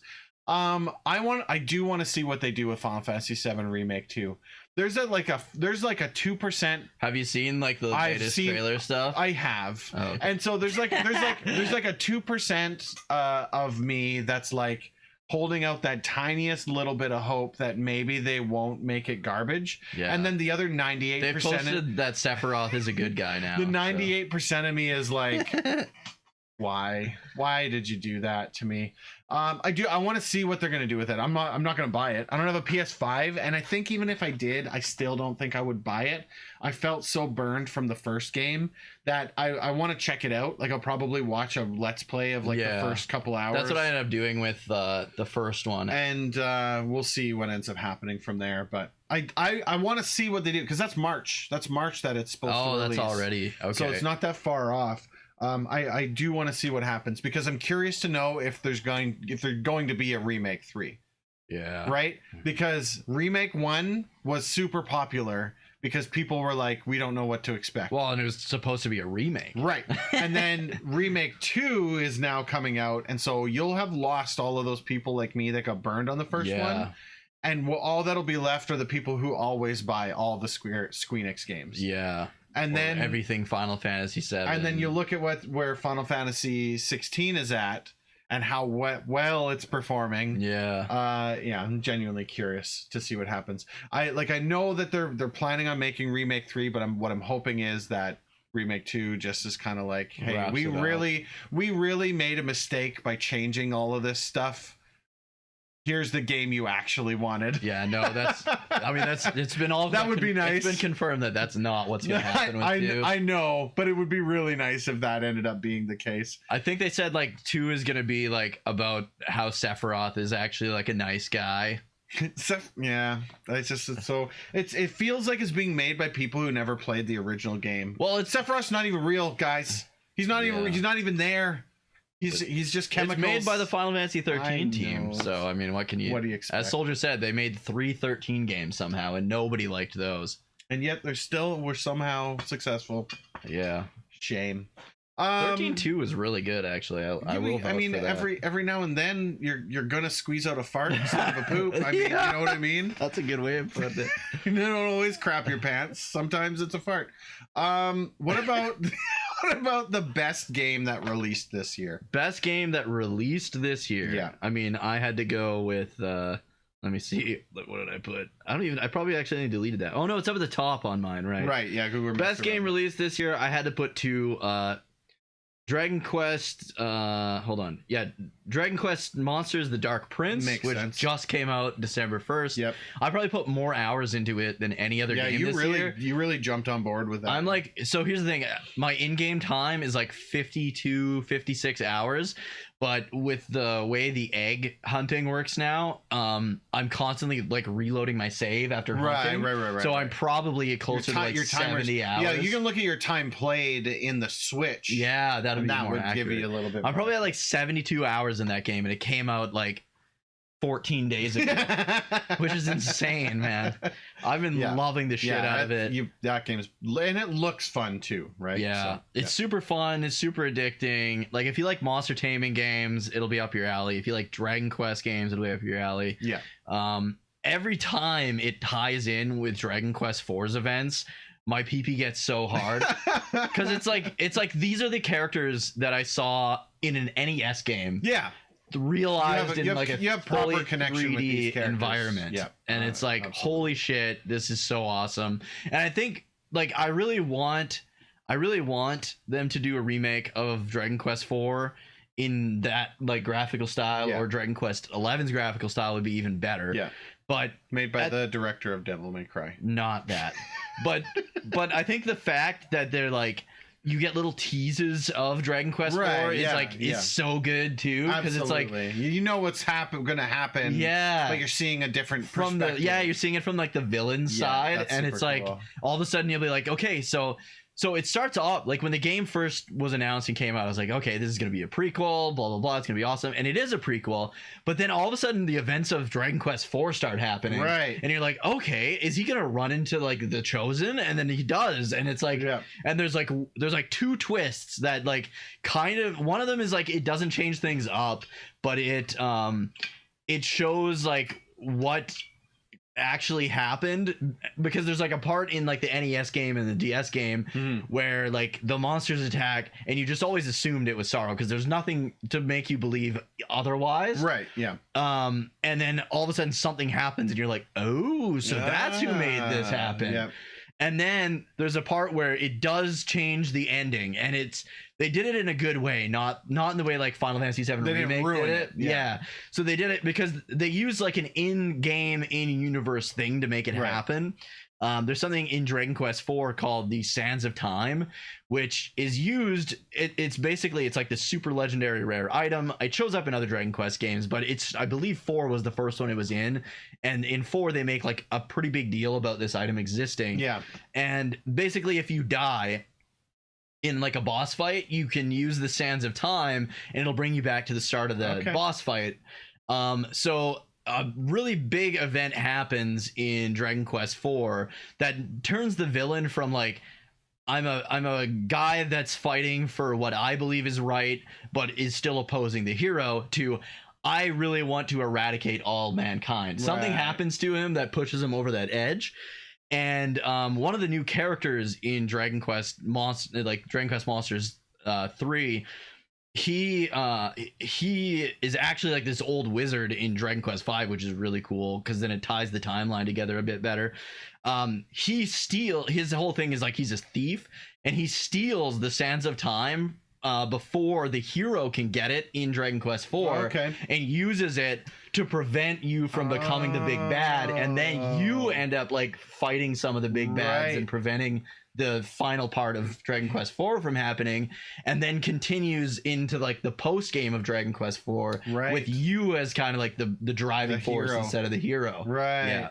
That's cool. Yeah, it was really That's cool, really how cool. they did it. Yeah. Yeah.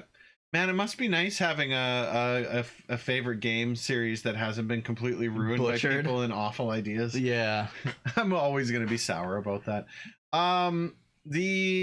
The bet in my And then I went Xenoblade 3 Future Redeem as well. I mean that's a no-brainer. The only reason that's not on my list is because I didn't play it, Yeah. and so I already know. And it might I be already the know better where it game. lands. It might be better. Even Like than I already Dragon know Quest it's on that Monsters list, 3. but I didn't think that I should list it considering I hadn't played it. Yeah. In my opinion, the best game released this year was Baldur's Gate 3. Oh, Hands yeah. down, right? I still haven't played through the game because it was such. I was talking about this yesterday. It is such a commitment to sit down and play that game. Yeah. It is not something that you can just play 5 Well, it's minutes like an here, 10 80-hour minutes. game. It's too, isn't it? massive. It's massive. It deserved every single award that it won at the Game Awards because that was designed by a team who gave a crap. Yeah. Right? They actually cared about what happened with their game, and I think that's why. And I would say that is, in my opinion, the best game released this year. I also added F-Zero 99 because Oh, that you game played was the so shit out friggin' of fun. that. I loved F-Zero 99. That game was so freaking fun. So I think it gets a special mention in there as well.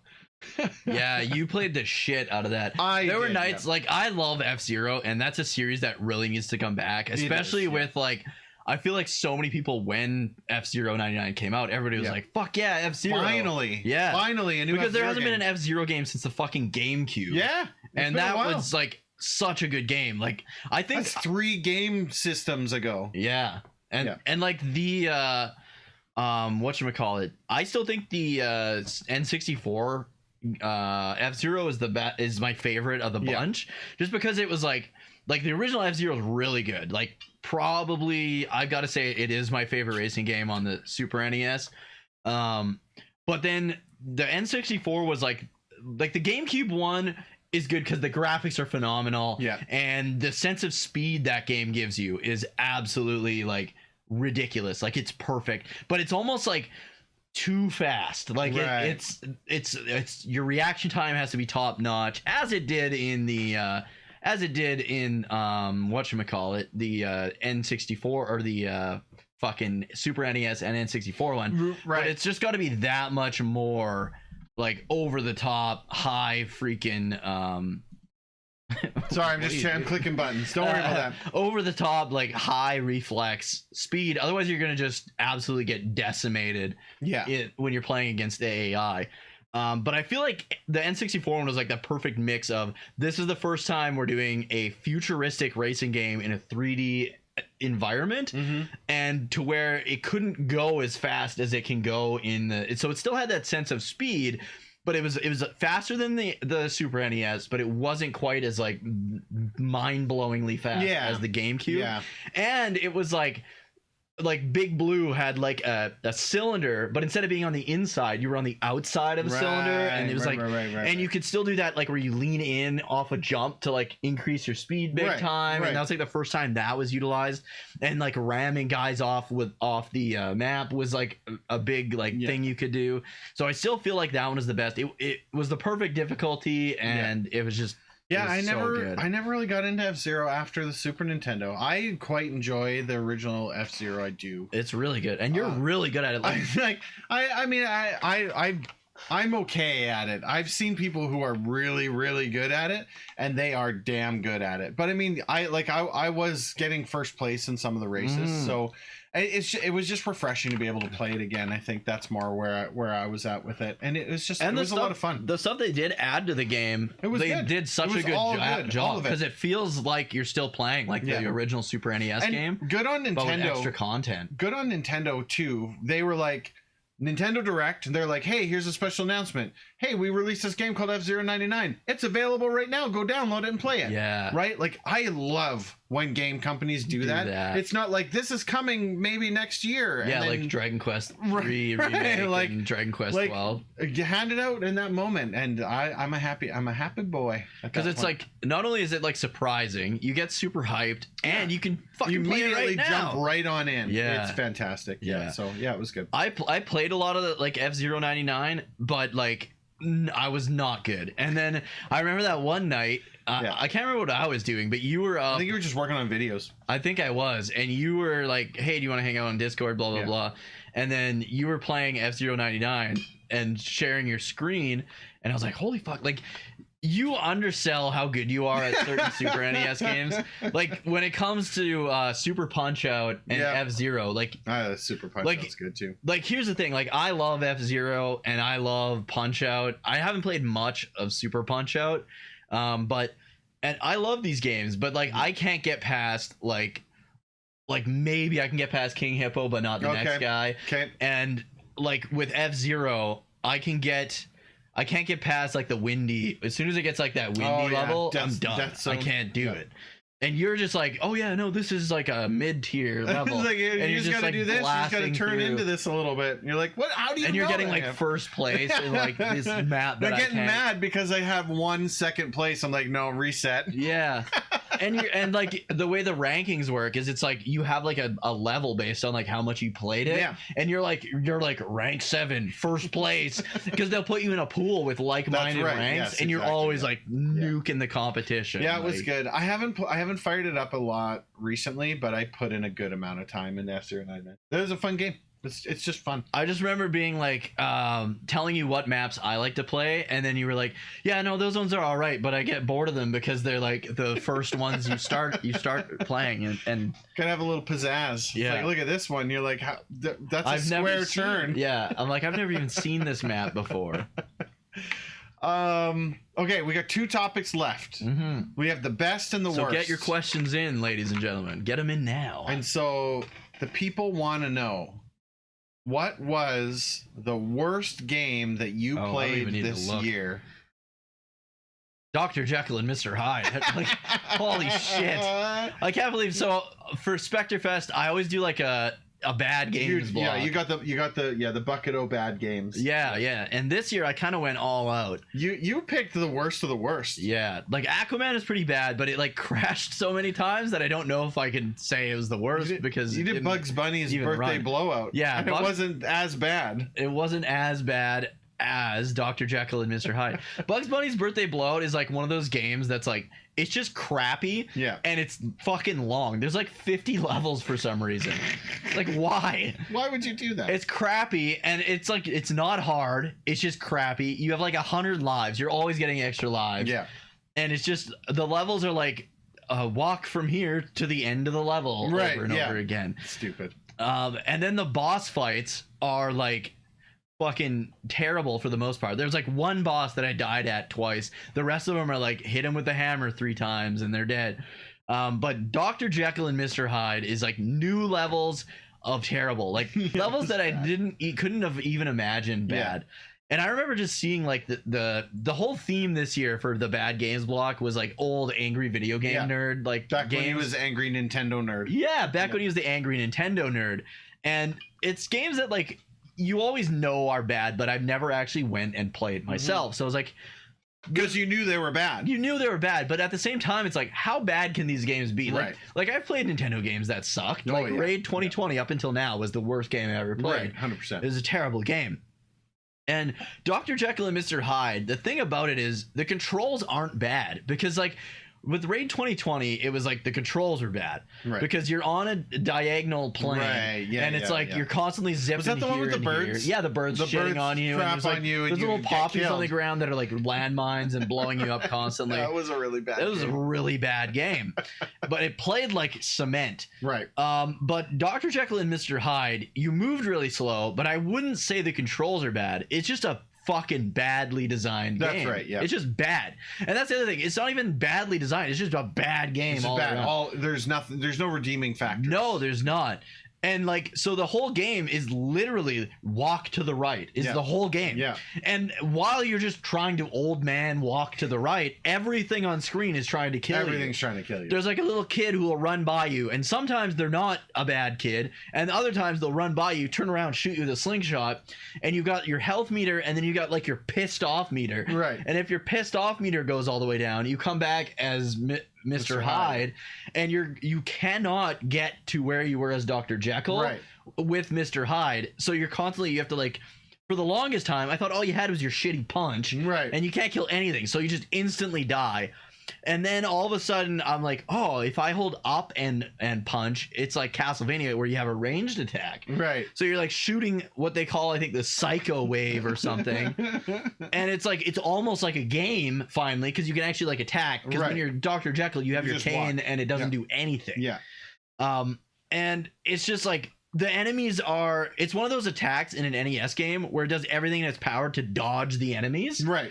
So I'm like spamming this attack, and it's just hitting nothing. But you have to kill all these enemies because sometimes they fill your Jekyll meter so you can become Dr. Jekyll again. But it's so inconsistent because sometimes you'll like kill 5 enemies and your meter won't move at all. Right. And it's just, oh my god. So bad.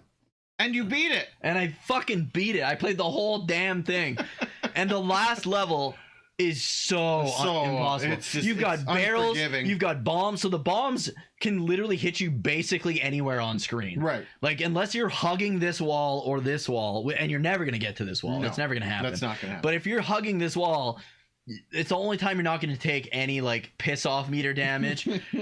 But the point of the game is to get this way, right? Yeah, that's so right. it's like you'll make like maybe a millimeter of progress, and then the guy will drop a bomb, so you have to go all the way back. And there's Donkey Kong barrels coming at you, and then you get to a point where there's a lady singing, and all her music notes will like hit Right. you. The music notes kill you. Yeah, everything, man. It was torture, Yeah. but You didn't get the best ending. But it's like, this is the best ending I could possibly get. Yeah. Like, there's no way you could do better than this without cheating. Yeah, there's no way. And it was like, to me, the best ending is just Being done. beating the fucking game and not having to play Dr. Jekyll and Mr. Hyde again. But it was awful. Yeah. But at the same time, I take a lot of pride in being able to Yeah, beat you that got it game. done. That's an achievement. It was an absolute nightmare, Yeah. but we did it. Dr. Jekyll and Mr. Hyde on Yeah. the NES. So, technically, the worst game that I played on stream this year. So I started off the year by wanting to run through the entire Genesis library. Oh yeah, you played a lot of weird ass Played games. a lot of weird games, and they weren't all bad. And what it took for me to stop doing my Genesis challenge was the night that I got like 6 sports games in a row.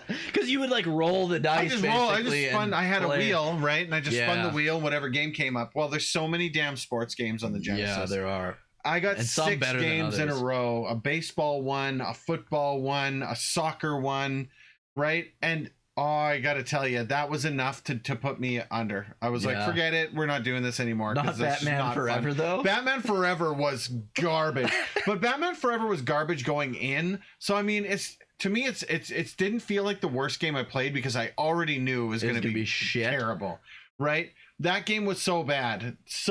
But the Genesis sports games really, like, they killed my want to finish those Yeah. games. I really didn't like Castlevania 3. And it's so hard. It's so hard. And again, It's like, the hardest by far. because they don't follow a Castlevania. guide, it crushed me. And I even was do it. coming off Even of with a guide, Castlevania you're 2. fucked. I was like, oh man, Castlevania 2 is so much fun. Let's play Castlevania 3. Yeah. I did one stream. I was like, I'm never playing that again. See, here's the thing. I really like Castlevania 3, It's but a it is good very concept. Yeah. fucking hard. Especially if you take the route to actually get Alucard, who's like the most popular Castlevania Yeah. character of all time. If you go the Alucard route, it is by far the hardest route. 100%. It's super, super hard. I ended up getting the goblin guy, whatever he was. Grant Dynasty, Yeah. who can like walk on walls and has Yeah. his knife. Yeah. That's the easiest route, Yeah. believe it or not. Well, Or yeah. no, Sypha's probably the Sypha's easiest. probably, I think so. Yeah, and I 'Cause she's think you got, like, guys a had said ranged that. attack. Somebody in chat was saying, "No, don't go that way. If you're having trouble with the game, go this way." And I think it was Oh, leading me okay. to Sypha. Yeah, Sypha's the easiest route. But yeah, it's not the. Let me make this clear, okay? Castlevania 3 is not a bad game. it was the worst game that I played this year. It's right, hard because it as was just and it fuck. just and then I got mad, and then I was like, forget this, we're done, forget the stream, shut it down. So those two games were the ones that I ended up like rage quitting the stream on. Yeah. I will come back to Castlevania 3 at some point, but I think I'm jumping over to Bloodlines and then Symphony of the Night. Those are my Yeah. next So shots. I was gonna say, because definitely play Bloodlines. Like, Yeah. don't skip Blood, because I think you were gonna go straight to. I was going to Symphony go of the straight Night. to Symphony of the Night. Yeah. But skipping Bloodlines is like skipping Final Fantasy V. Honestly. Right, yeah, Bloodlines Bloodlines is my yeah. favorite classic. and it's style not like hard Castlevania like game. that, right? Like Yeah. it's difficult I would because say it's a Castlevania game. Yeah. But I would say Bloodlines is maybe a little easier than Castlevania 1. oh yeah, I could do that. Yeah. But about as hard as Castlevania 1. Yeah, I but finished definitely Castlevania 1. Definitely play Super Castlevania 4 after Bloodlines. Right. That's the easiest Castlevania game ever made. Okay. And it's basically a remake of Castlevania 1. But you have like the journey to the castle. And that's the one then where you can move your castle. chain whip around. Yeah, you can do the limp whip and like spin it around. There's definitely some parts in it that are like, okay, this is just trying to show off the features of the Yeah. Super Nintendo. Rapid. And the game does drag a little bit, Yeah. but overall, like, it's a really good game. It's no Bloodlines, but Some it's mode it's 7? a good game. Some Yeah. mode 7. Um. There's one topic left, buddy. Yeah. Did I say my? You Yeah, did. I did. Worst Yeah, you game did. was fucking. Oh, I was gonna say, in regards to Batman Forever. Yeah. That was the game. Like, so Matt wants to play. we'll play. That was the game. So every month I would get like $20 allowance, Right.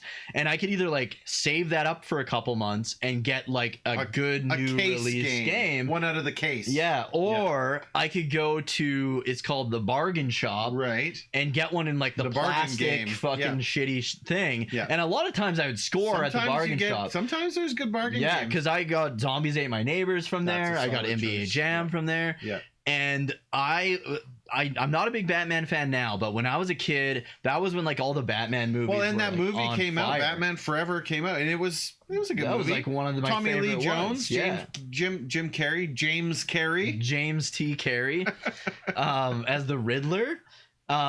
And yeah, like I wanted that game, and so I spent my monthly allowance on Batman Forever. And I remember getting home and not being able to beat the first fucking level. Well, because of how it horrible does is. not do a good job explaining how to play the game. I Yeah. got stuck against a wall, and then I couldn't progress anymore. and It's that was it. awful. It's Yeah. terrible. Terrible. There is like a Mortal Kombat mode, so I remember getting like, because when you get a new game, that's like You wanna all play- you yeah, you play. work through it. So I did put a lot of time into the Mortal Kombat mode, but it was boring It as was shit bad. too. Yeah, it was really. bad. It was bad. All bad.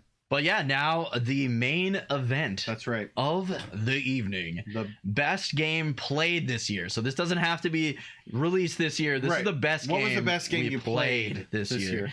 I'm gonna give mine first because it's Yeah. kind of boring because I've basically talked about it a few times already. Best game played this year is the same as best games released this year. I went Dragon Quest.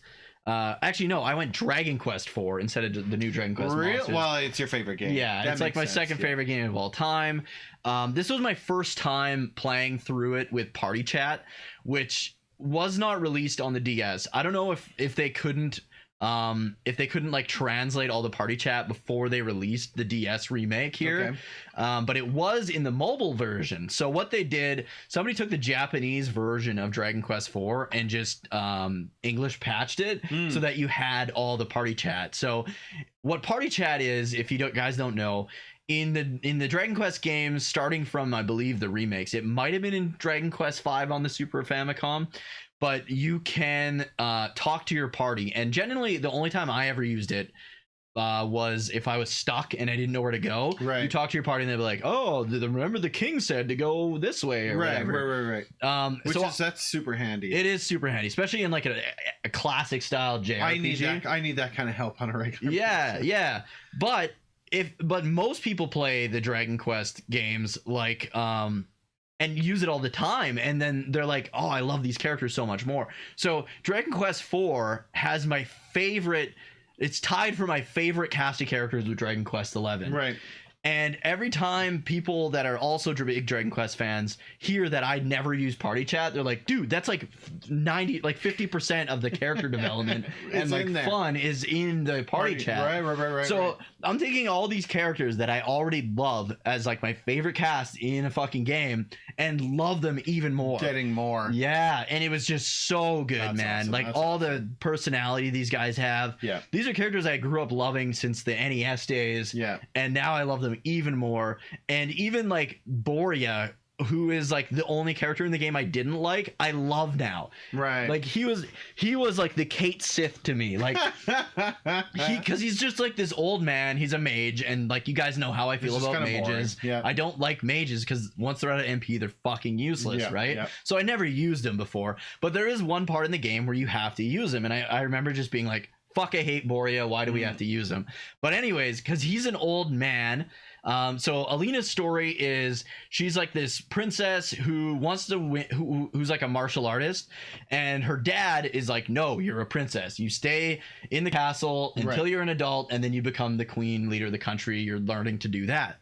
And she's like, fuck this, constantly. Like she gets locked in her bedroom, so she punches her door, wall out of her castle. Yeah. And then her best friend Kyril, who has like a crush on her, is one of the guards, and they're like her and Boria, who is like one of her like mentor, like old man, like is supposed to teach her how to be a princess. Okay. They're like, you know what? If you're gonna go on this journey, nothing can stop you, but at least let us come with you to protect you, right?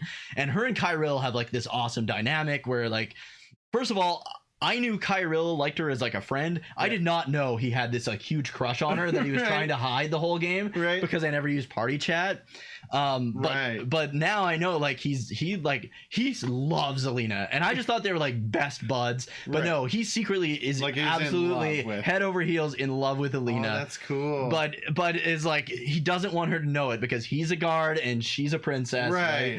And he like absolutely adores her to the point of like, he'll do anything to protect her and like all this stuff. Like all his dialogue is so good in it, but then at the same time he's trying to hide the fact that he likes her like that because he doesn't want to come off like that. And Boria, who I've hated my whole life up until now, is like this. And I think as a kid, even if there was party chat, I wouldn't have liked him, but as an adult now, I think I love him because he's just like, his dialogue is always like, my back's getting pretty sore. Think we could go back to town and take a rest? He's an old man. Because he's an old man, yeah. And I think it's just like, it's like, oh, are you sure we should go into that Just cave? character development. Yeah. And it's like that took this character that I hated and gave him some charm. Made me like him. Like he's constantly just complaining about his back and how his feet are sore now. And like, do you think we could stay at the inn? Like, oh, that's funny. Yeah, because I used to hate him, and now it's just like, okay, like I kind of like the guy now. I get it. That's fair. So for me, the best games I played this. So I had originally written down Final Fantasy V. Yeah. Because I mean, we've been talking about that all night. And then it was like, wait a second, and I added Streets of Rage 4. We were talking about this earlier tonight. We were playing Teenage Mutant Ninja Turtles with my kid, and I was just saying like how blown away. So I like Streets of Rage. Yeah, we played through 1 through 3, I think, on your channel. Yeah, throughout the year. I never grew up with it. Yeah. I only really played it with you guys, and even in those moments, I wasn't really good at it. I kind of did my thing. I trugged. And it was like a one playthrough. It was one playthrough. We were one and done. Yeah. I have played through Streets of Rage 4 with every single one of those characters in an attempt to unlock them all. Yeah. And an attempt to do better with my score. And every single time, I'm like, this is a fun game. Yeah. Just playing through it. Everything about that game is so good. Fucking good. It is so good. So I wrote that in there too. I added it as well because I really enjoyed my playthrough of Final Fantasy V. But Streets of Rage 4 was really good, and I learned that I enjoy playing as Blaze.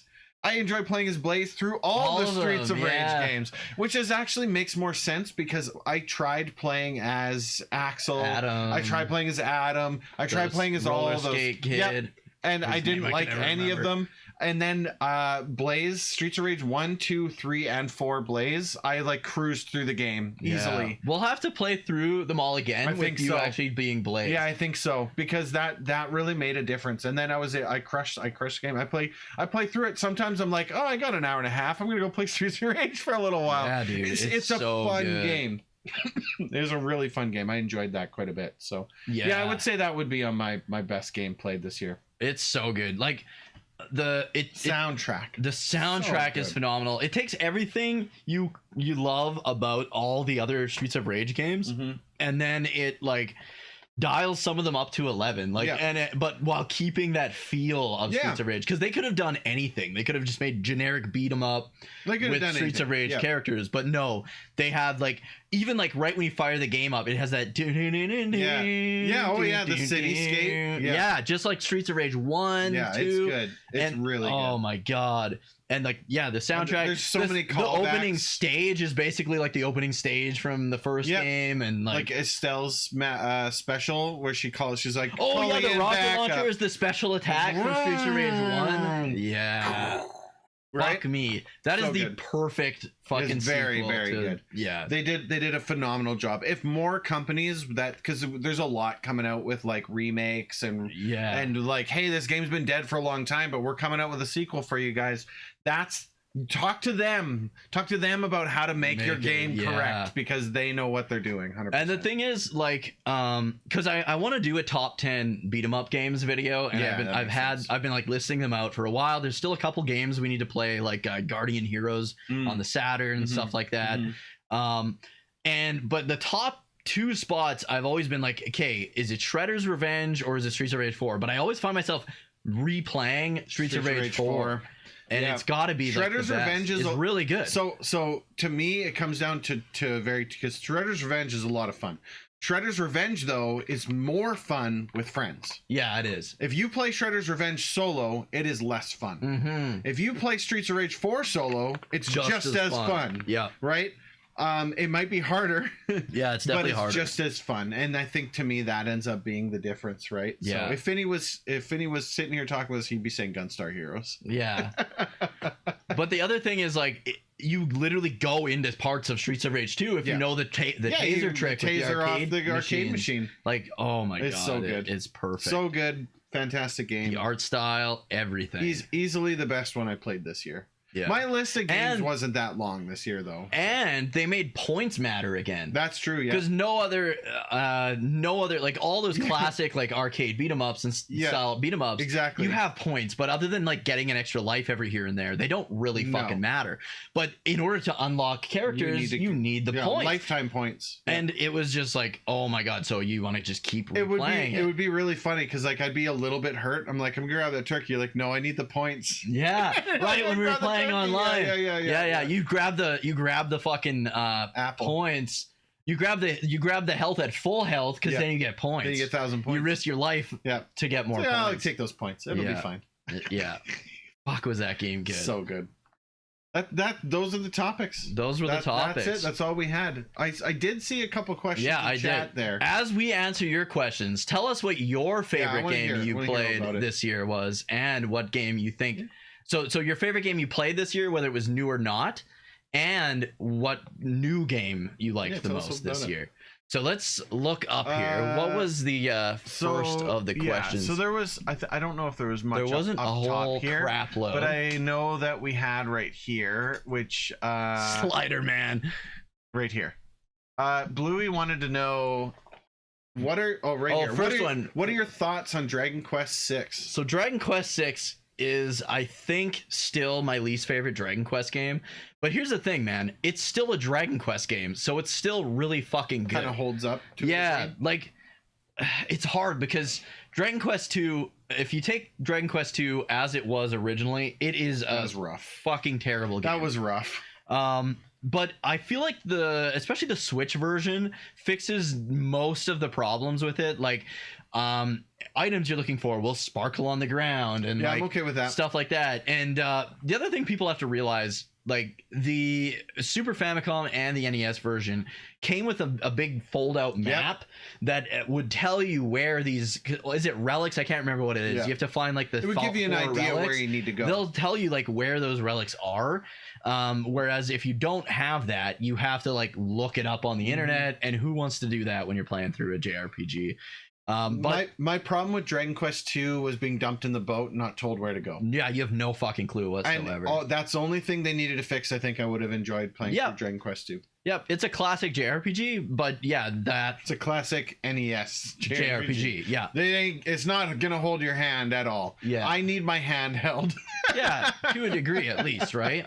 I need to know where you want me to go. Here's the boat. You can't say here's the boat. Have a good adventure. Yeah, that's you got to say literally here's what the it boat. is. Have a good adventure. By the way, I heard this place has something. Blah blah Yeah, blah. yeah. Give me a hint, please. Yeah, it's tough. But Dragon Quest 6, I feel like I dislike it more because Dragon Quest 3, 4, and 5 were good. Right. And then you go to 6 and it's like it kind of like throws in the garbage a lot of the stuff that the previous ones did. Like 5, they did have monster taming in 6, but it's never even mentioned. Like I've played through it twice, I think twice, maybe even on stream. Okay. And I didn't collect a single monster because I can't even remember how the fuck you 6 do it. still in on that the one. Super Nintendo, or is it Yeah. on the PS1? Okay. So 6 was one of the last Super Famicom 7 was on the games. PS1. Yeah. Yeah. And 6 is the most beautiful Super Famicom game ever made. Right, because at the end it came of its out life right cycle. at the end. Okay. But the whole thing with 6 is there's 2 different worlds. There's the dream world and the real world, and they're Okay. almost fucking identical. Okay. So you don't know what world you're in, and you don't know where to go next. Right. Okay. So it's like if you took the issues with Dragon Quest 2 and like doubled it. Right. Okay. And it's like, holy shit. There's like pathways between the two also, and you can't, until you're like late in the game, you can't like quick swap between the worlds either. Right. So you're like, okay, I need to go to the other world now. First of all, what world am I in right now? Second of all, how do I don't remember how I even get back to that other world. So you have to like find the way, and it's super frustrating that way. And it seems to drag. It definitely suffered because they started working on Dragon Quest 6, and then they were like, hey guys, why don't we form the Super Friends and make Chrono Trigger right now? And so they basically put it on pause and put all their resources into Chrono Trigger. And then they were like, shit, we should finish Dragon Quest 6. Gotcha. And that's kind of what happened there. Okay. The job system is unbalanced, I agree, but I think the thing with Dragon Quest 2 and 6 is Dragon Quest 2 and 6 got their legs broken so that Dragon Quests 3 and 7 could be as awesome as they are. Like 6 introduced like a new way of doing like the vocation or job class system. And they weren't very well done or developed and stuff like that. But then because of them like working the kinks out in 6, the job class system in 7 was so good. Right. But yeah, so I appreciate Dragon Quest 6, and I like it compared to like a lot of other Super Famicom era JRPGs. But it's still probably my least favorite Dragon Quest. Fair. That's fair. What is the next question? What JRPG do you regret playing? Ooh, I'll let you tough go one. first. Final Fantasy 7R. Oh yeah. Does that count? Hacko was playing that very recently because he was like I just got it because it was on sale for $10, so I feel like I have to finish it. And he was like, I think 10 hours in, he was like, I'm 10 hours in and it's only getting worse. Yeah, I finished it. It wasn't bad. I He mean, gave it a 0 out of 10. it's really not. The unfortunate thing is for me, I kept waiting for it to be the game I thought it was going to be, and that just never happened, right? Mhm. I don't think I really regret playing any JRPGs, to be perfectly honest with you. Most of the games that I've played, I've either come away going, that wasn't very good, or I've come away being like, I'm glad I played it, right? Like Yeah. I mentioned Dragon Quest 2. It's not that I regret playing it. It's more that it just wasn't for me. Yeah. And it got to a point where I'm like, there's no possible way I can finish this without a guide. So now I'm done. Yeah.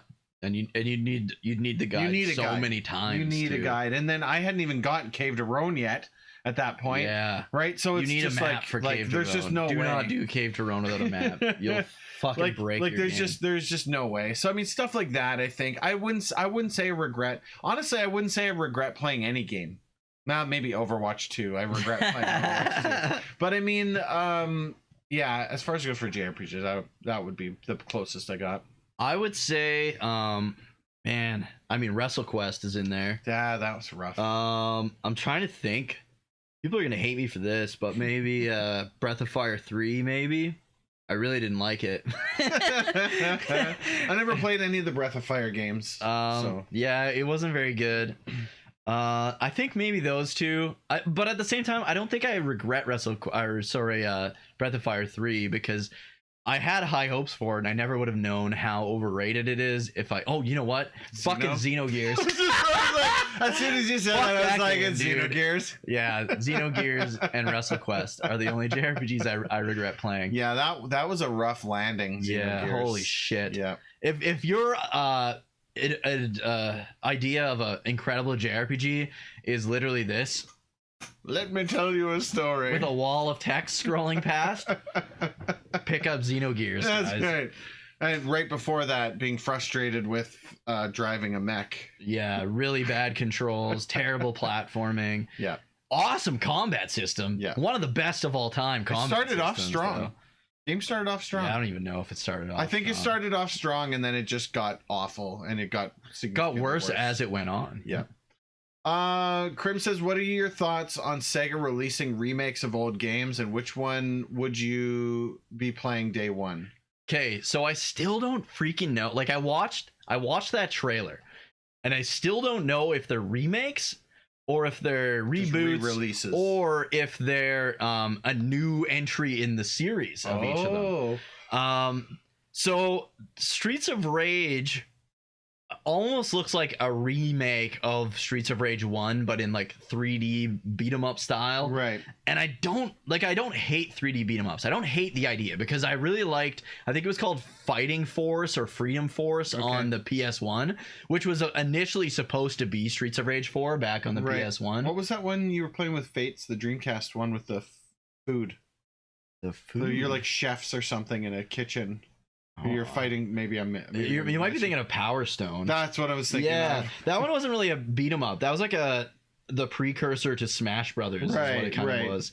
It looked beat 'em up-ish. Yeah, it was like a beat 'em up versus game. Right. That game is really good. Yeah. So I mean, if it's something like that, it could definitely.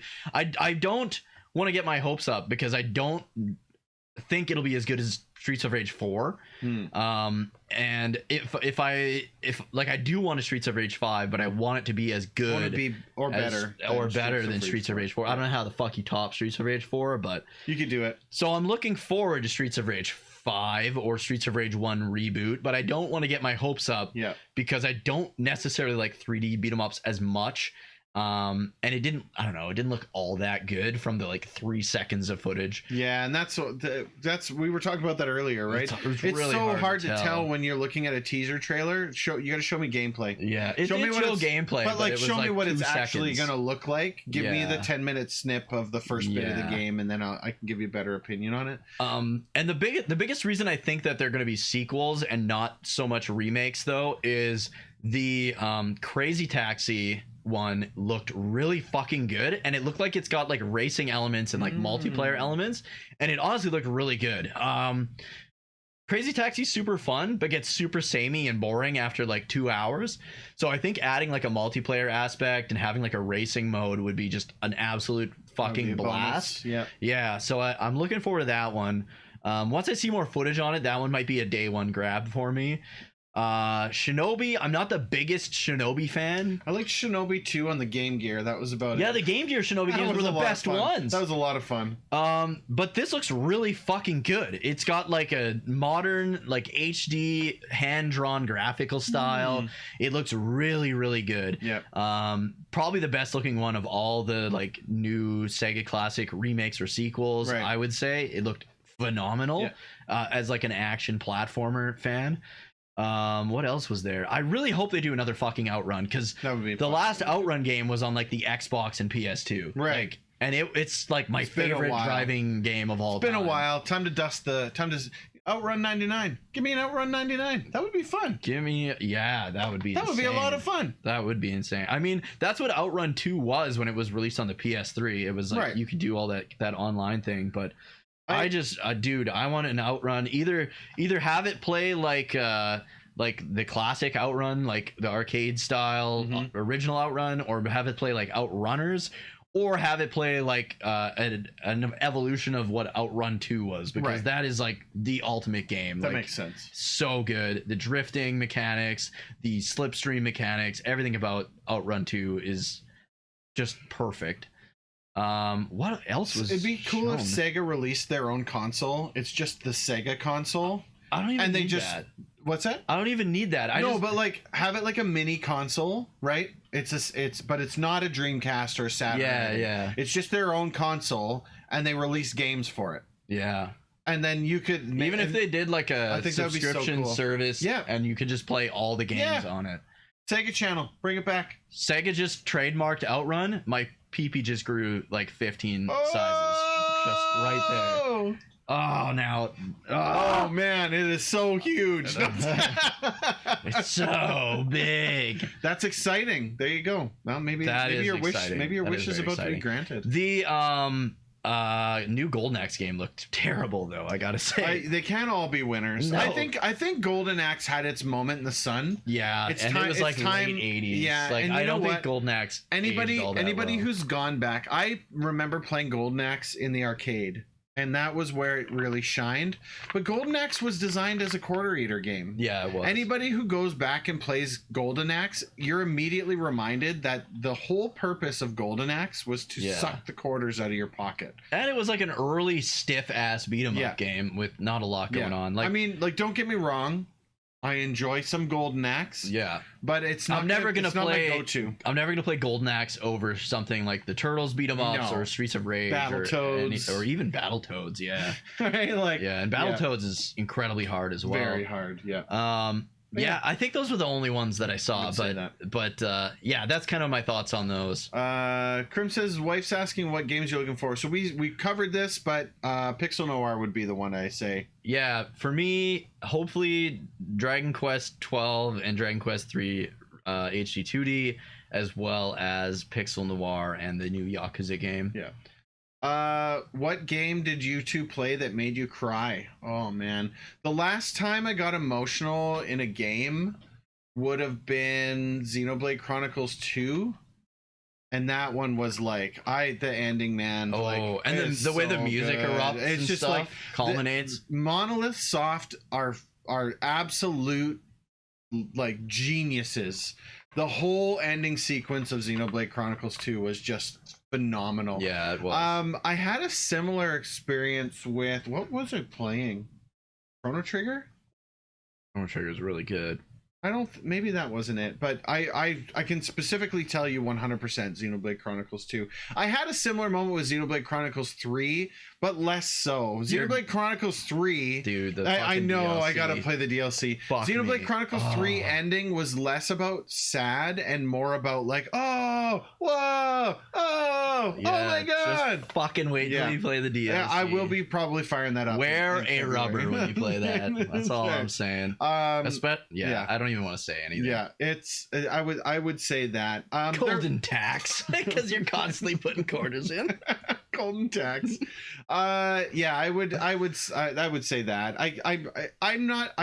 I am an emotional person, but it takes a lot to get that out of me in a video game. Yeah, Like you got to be a same. damn good video game to pull that out of me. I get emotional from weird things sometimes. Like music gets me very Music, emotional. absolutely. Yeah. Like if it's a song, I think it like brings me back to moments in my life, and I'll just get fucking thudded in the chest like a wet fucking blanket with Yeah. emotion sometimes when Yeah. I'm listening to certain music.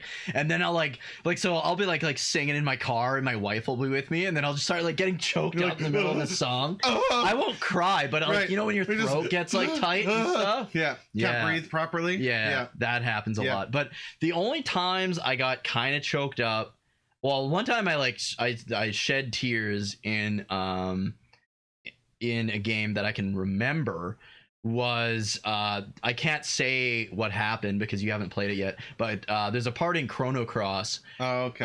where something really fucking big happens and it's out of nowhere and it's completely like I played Chrono Cross It, like, when I was catches you off guard. it catches you completely. off guard. It's happens between two characters I really liked at the time, and it is like holy fucking shit when it happens.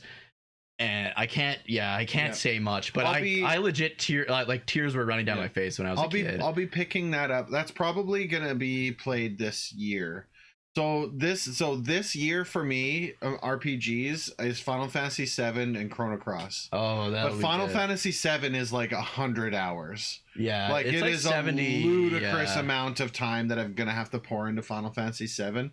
So I don't know what that looks Yeah. like, but I basically it's You'll have to do more than one stream a week of it. That's the thing. yeah. So it's Mass Effect, Pixel Noir, Final Fantasy VII, Chrono Cross. Like that's what my RPG lineup looks like this year. Yeah, and I that's usually about halfway. Chrono Cross is long too. It's usually about halfway through that I'm like, hold on, guys, I got to take a break from the RPGs for a bit and shake this up a little bit. I would say for Chrono Cross to play, they did like a The remake, remaster and that's they what you add were like saying. a fast forward feature because it definitely drags. Yeah. I have the OG PS1 and that was my game plan, but you were like, you can put this on your shelf and then buy the remake. Yeah. So when you beat Chrono Cross, you get something called the Time Egg, which lets you basically double time speed the rest of the game for New Game Plus. Okay. And I was always like, if I ever stream Chrono Cross, I'm gonna do it on a save file that like a New Game Plus save, so I can just fucking go faster. Yeah. So since they add that at the start now of the remaster, I highly recommend that. Right. But I will say Chrono Cross hasn't aged as well as like a lot of other and I've heard PS1 that quite a bit JRPGs. too. But there are still some moments in the story that are like, holy fuck. Yeah. So I do recommend it still. Yeah. I do want to play it. There was one time I almost teared up on stream. The ending to Stray, holy shit, was that sad. Yeah. And it's like it's a bit of a spoiler to say it was sad, but I'm not going to say why it was sad, Right. and that's what's going to throw you off when it happens. You should play that is a game I want to play. You should play that because that's a quick one too. It's very short. I want to say it was definitely under 10 hours. I think 2 streams. I think you knocked it out. I think it was 2 streams. Yeah. And fuck me, was that sad? And I'm fucking getting sad just thinking about it. Yeah. Well then, I remember because like whenever I'm like when I'm playing a game and it's starting to get me emotional, I'll just be like, too sad, to try and like get myself not to be sad. There was a couple other games that did that, but I can't remember off the top of my head. That's fair. Well, let's see here. Dookie, would you ever do a one-off D&D session with DG? Well, you did technically. Yeah, I've done D&D with. I think what we learned was that your D&D's not really your thing. Fuck around too much, Well, and it's not even that. It's just you've never really been into that kind of thing. no, right? I'd rather like do something like Baldur's Gate, where like Yeah, it's interactive, more and- free moving, and it's kind of like set up for you, kind of Yeah. thing. That would always be open, but the thing is, we could look at something like that for like Spectrefest or something like that. It's just there's so much involved, and it's never like a 1 hour. Yeah, thing. I was gonna say it's like always, almost a long impossible to do like a one session because then Yeah. it's like, what's the point? thing. Yeah, You're not gonna do any you got to character get a building. lot of You're not stuff gonna do going any. all in Yeah. one shot. Yeah. What advice would you two give for new streamers that you wish someone told you when you both started out? Don't do it. No, I'm just kidding. Not so much what I wish someone told me when I started out, but what I would tell people starting now Yeah. is don't stream on Twitch. I hate to say it, but I would if you're gonna start, especially if you're gonna just start gonna do brand new, streaming and yeah. not do Where are you choosing to build your audience? I would go YouTube now. Like Yeah, there's a lot of sketch. I think this TOS thing's gonna blow away, and it'll. I think go it into will. its I think there's thing, gonna be but- so much negativity. I hope that they At the bare they minimum, pulled the plug on at it. the bare minimum, introduce an age verification and put that corner of Twitch into that. But corner here's of the Twitch. thing. Here's the thing I'm afraid of. They put an age verification thing, and then anytime you're playing a game rated MA, anyone who doesn't do that Then can't now watch they're- your now they're stream not too, coming. either. Yeah. Yeah. Yeah, So, there's a lot. There's too with many that. negatives with this whole change they did. Other than the fact I can now whip my dick out on stream, probably, as long as I draw a little picture on it, I guess. But yeah, I would say YouTube, and there's two reasons for this. One is YouTube kind of seems like they give a shit more about their community a little bit. The other thing is, so I've been on Twitch. I've been going hard on Twitch. Hard on Twitch. Now Twitch. You can go Twitch hard on Hub. Twitch. Twitch OnlyFans. Yeah, you can go hard on Twitch now. I've been going hard on Twitch for I don't even know how many years. It's been over 6 It's now. been longer than that. When the fuck did I start? 2000 and I want to say 15. yeah, I don't, dude. I have no. It's been a long time now. That's 8 years. I've been going hard on been a long Twitch time. for a long time. Yeah. And I'm sitting at 778 or 88 or something followers. And I make like full disclosure, I make maybe $100 a month or something like that. And that's after like 8+ years doing it. Right. And the thing is, I have to make that money from you guys. That's I don't right. make Yeah, it anything doesn't- from Twitch, no. actually. No, and- in fact, Twitch is taking half of what you guys Matt, give me. It is so funny. So on this exact topic, I sent a message to our Dungeons and Dragons group. I was like, hey, and I took a picture of that like top 10% of streamers in this space. And it's like, hey, just so you guys know, we were in the top 10% of the streamers in the Dungeons and Dragons space. Way to go. And they're like, oh, where's the money? Pass the money here. I took a screen cap of the last stream, the last one we did on Sunday. Yeah. I was like, because there's 8 of us. And I was like, here you go. We can split my earnings 8 ways. It was 1 cent. Yeah. So I was like, there you go. Fucking 1 garbage, cent. You split it 8 ways. There you go. Happy penny. My advice is twofold. Number 1, do not stream thinking you're going to be the next biggest Twitch star. You got to stream because you like it, and you got to stream because you want to meet people and hang out with people online. If you're like, I'm going to stream because I'm going to make this my job, you're going to hate your life real fast, and we had then a friend that tried to and then do you're going to that. quit. And that's just how it's going to work. He doesn't stream anymore. You're just going to crash and burn, right? Like he that's lasted just like 6 months. That's just how it works. You can't force. I don't think you can force this thing. No. If you're going to be famous on Twitch, it's just going to happen, and you have to be okay with that. Or you have to be like famous elsewhere, and then be like, I'm going to start streaming, kind of thing. I saw Dane Cook now is on Twitch. Streams? Yeah, he's on Twitch now. That's funny. And so put it out of your mind right off the bat. If you're like, I'm going to be a famous streamer and I'm going to do that, put that out of your mind. Yeah. Assume it's not going to happen, and do it for you. Do it for something fun. Do it because you want to hang, like literally. So this would happen with like me and my buddy Paul, and sometimes when Finney would come over when we were in like high school.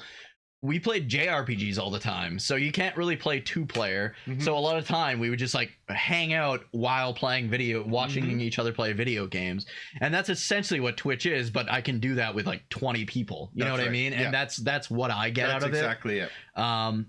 The fact that we can make money off of it is just extra and awesome, because then I can get like a free game every now honestly, and then. I don't even consider it making money. Oh yeah, I'm so far off from anything, and I shoot myself in the foot by advocating that you guys save your money. Don't just save your money. Absolutely. I appreciate you being here more than I appreciate your money. Yeah, absolutely. The other thing, so number 1, don't think you're going to be the famous Twitch streamer. It's not going to happen. It's not that it's not going to happen, but you have to put that in your mind. You cannot come into this going, I'm going to be the famous. It's not going to happen.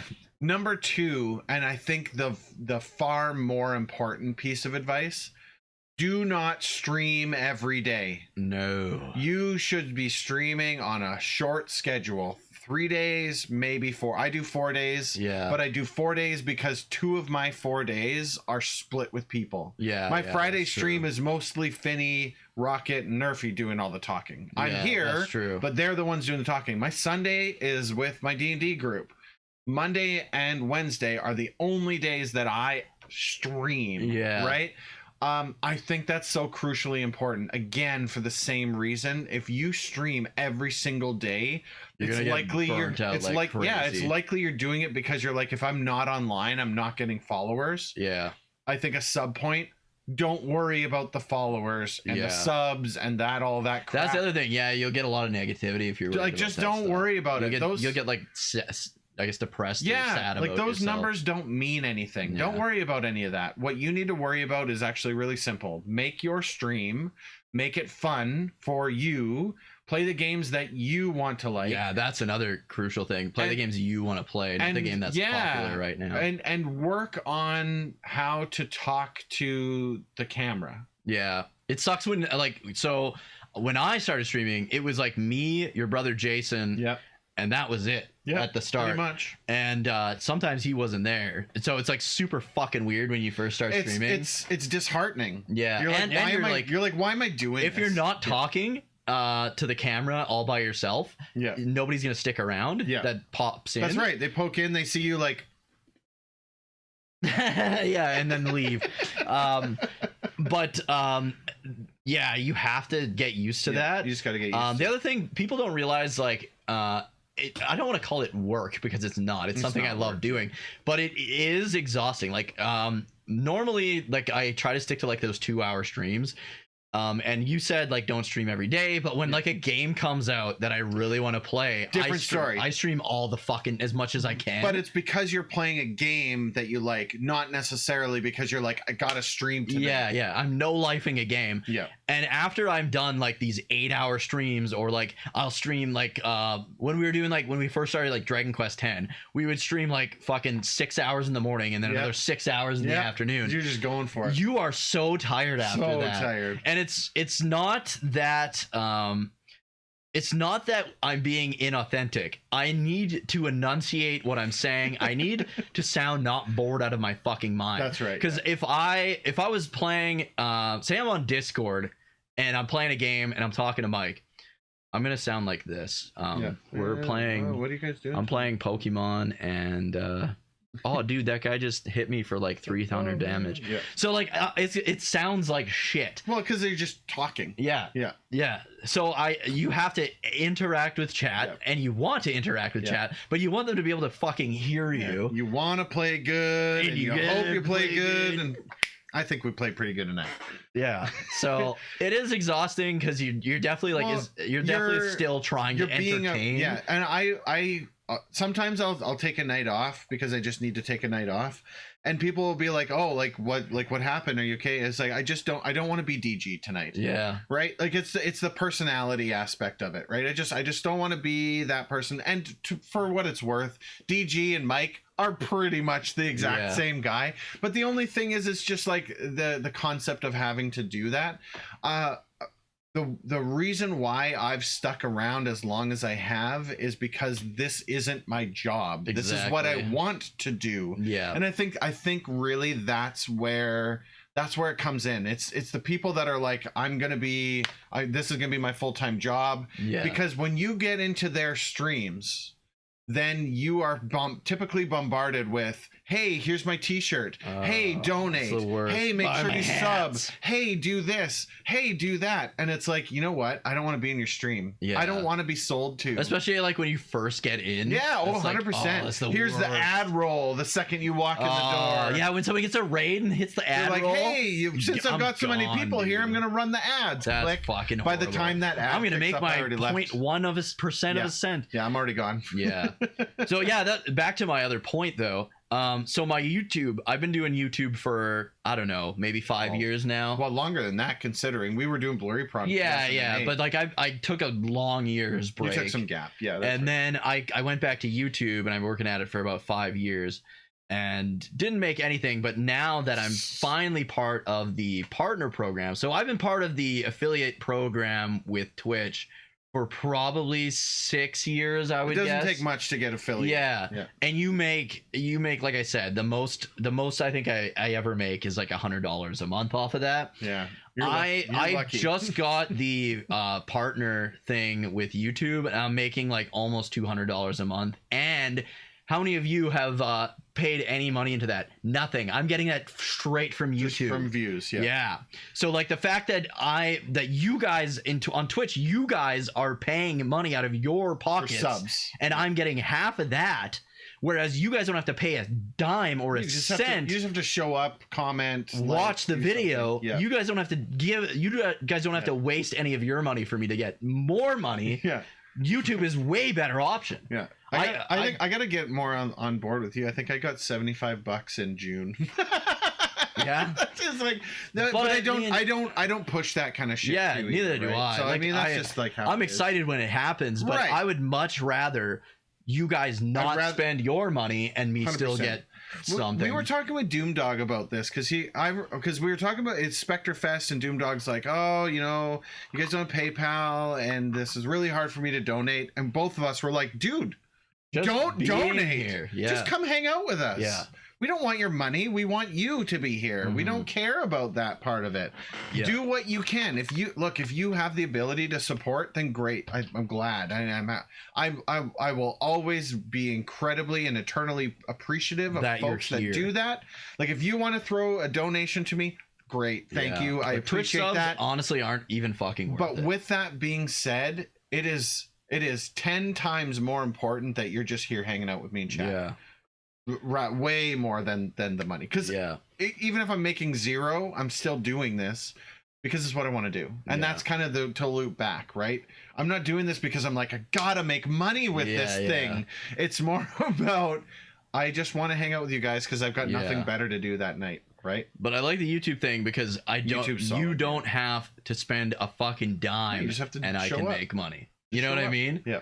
Like that's I hate the fact that as much as I appreciate when people sub to me on Twitch, I hate the fact that you guys are paying money because you appreciate me and Twitch takes half of it, and it's like it's A, you're spending money, which I'd rather you not, Yeah. and B, Twitch is taking half of it anyways. Yeah, so that's it's like they're definitely it's getting their fucking cut. sucks. So Yeah. Whereas on YouTube, you guys aren't spending anything, and I'm Yeah. still getting something from it. So, exactly. What there was a couple. There's a couple more in here. So, Grim wants to know if we'd ever consider playing Lethal Company. I don't even know what that is. That looks super fun. If I could get it working on my computer, I probably would. But considering it's probably a Steam game because it's multiplayer, I don't know. I'll check it out, Krim. I don't actually. I've never heard of it. I don't know. It looks Funny. funny. Speaking of stream, Bluey says, speaking of streaming, what are your thoughts on Kick? I don't really know much about it. Kick. I know people are doing like a lot of like really bad So, IRL streams and they're yeah. not cracking down on it Do at you all. remember back in the day when there was a platform called Mixer? Yeah. So Mixer existed. They paid some giant, like Ninja, for example, and some other Right, big yeah, to Twitch jump names ship. to jump shit and come over to them. Kick is just another platform. I mean, look, if Kick ends up being the place to do the streaming, that's fantastic. I think the advice that you were saying was less about go to YouTube and more about make sure you know where you're building your audience. Yeah. If you're gonna build it on Kick, then way to go. I'm glad, and I'm glad for you. I hope you do really well there. But for me, I'm more about something that's more established. I think if I'm Yeah. building my audience, I'm building it on YouTube, I'm building it on Twitch. I'm going somewhere where they're not going to shutter the doors in a month or two. They could, yeah. Where or a couple where years. That's even. what ended up happening with Yeah, Mixer is they that's paid true. out all this money for these people, and then they were like, "Oh, we're closing down." Yeah. And then all those guys, guess what? They They came right back or over to come back. Twitch. Yeah. And there you go. It was Shroud and Ninja and all these other big guys. So yeah, I don't know. I mean, I would never say don't do it. Do it. This one's good. That one's bad. Yeah. I think it depends on your audience. The only thing I know about Kick is that one guy who went to Japan and was Yeah. hassling And there's people. no like. Yeah, but no control He got there. arrested and he's being put in a work camp. So Yeah, I know, but like that Don't was worry. the police had to do don't it. worry, Japan's got it under control. Yeah, but you shouldn't have to. It shouldn't have to get to that It level. shouldn't. No, Like, Kick should have banned him. like Blue said, Kick has no moderation from what I've heard, Yeah. and that's like not. That's good. a problem. That's a Yeah. big problem. That's a massive problem for me because I don't want someone coming into my chat and causing problems. Yeah, and I don't want to be on a service Platform that supports that. supports. Yeah, that. 100%. Yeah. So the other thing is like I have a bigger following now on YouTube, like double the following on YouTube than I do on Twitch. Yeah, that's right. With less time there, Yeah. and yeah, I don't know. Absolutely. That's why I'm highly considering in the new year doing the dual stream thing. Yeah, I thought about it, but I'm here on Twitch until something massive changes where it is what it is. So yeah. But I think that's it. I think man. that's about it, guys. That thank you wraps it so up. much for coming out. If you watch this live, if you watch this on YouTube, thank you for watching and listening. Same with Spotify. Yeah. You can always catch this on my YouTube channel, youtube.com/Dookie03. You can follow us on Twitch. I'm twitch.tv/Dookie03. Yeah, twitch.tv/DG online right there. Yeah, thanks everybody. Another absolutely successful year. Yeah, it was a good one. Community, I know we say this a billion times, but we couldn't have done it without you guys. Yeah, you guys are the best. We have one of the best communities of all absolutely. time. You're all fantastic. Lots We to should try to come. find a You've raid. got So you see We if never can do this find someone. live. You've got a good, so your regular streams, but over the holidays the schedules are a little funky, but you've got your New Year stream. That is a go, right? Yeah, That's like your primary my New stream. Year's stream this year. I'm gonna be playing a bunch of Commodore 64 games. It's going to be a lot of fun. It I'm will. looking forward to that. There's gonna be a lot of like not great games, but it'll still be fun. I think. It's going to be great. It's going to be I fantastic. forgot how bad the Commodore 64 was. Some in of them all were my- real bad. In all my like loving nostalgia as a kid playing it at my There's auntie's. some rose-colored glasses there. But yeah, it's awesome. Everything's there. Check the links will be in the comments and stuff for the Discord channel, the Facebook channel, our Twitch channel. Yeah. Come hang out with us. If exactly. you want to be part of our community, it's as easy as joining the Discord and just introducing yourself. Join the old the Dick Digimon Sword. tournament. New Year's Day, we're Yeah, gonna be we're doing gonna a do the Digimon card game tournament. tournament. It's Let gonna us be a lot of know fun. in the chat. Yeah, that's who I was gonna raid. Finn, Oh, call okay, me. yeah, we'll throw that over. 2 M's and 2 N's at near the end there. Got it. Got her. I'm the best. I got him You are under the control. best. But yeah, thanks a lot that's for it. coming out, guys. We don't do these live ones. I think we've done a live one like a long ass time It was a ago. long time ago. Yeah. And yeah, we'll do more. maybe we'll do more, or maybe we'll do the best of the year ones live all the It's time. gonna be a this- lot of fun. This worked out really good. Absolutely. Have a good one, guys, and we will see you in the next See you one. last. See you guys. See you next The time. fuck? I don't know what that was about. See you later.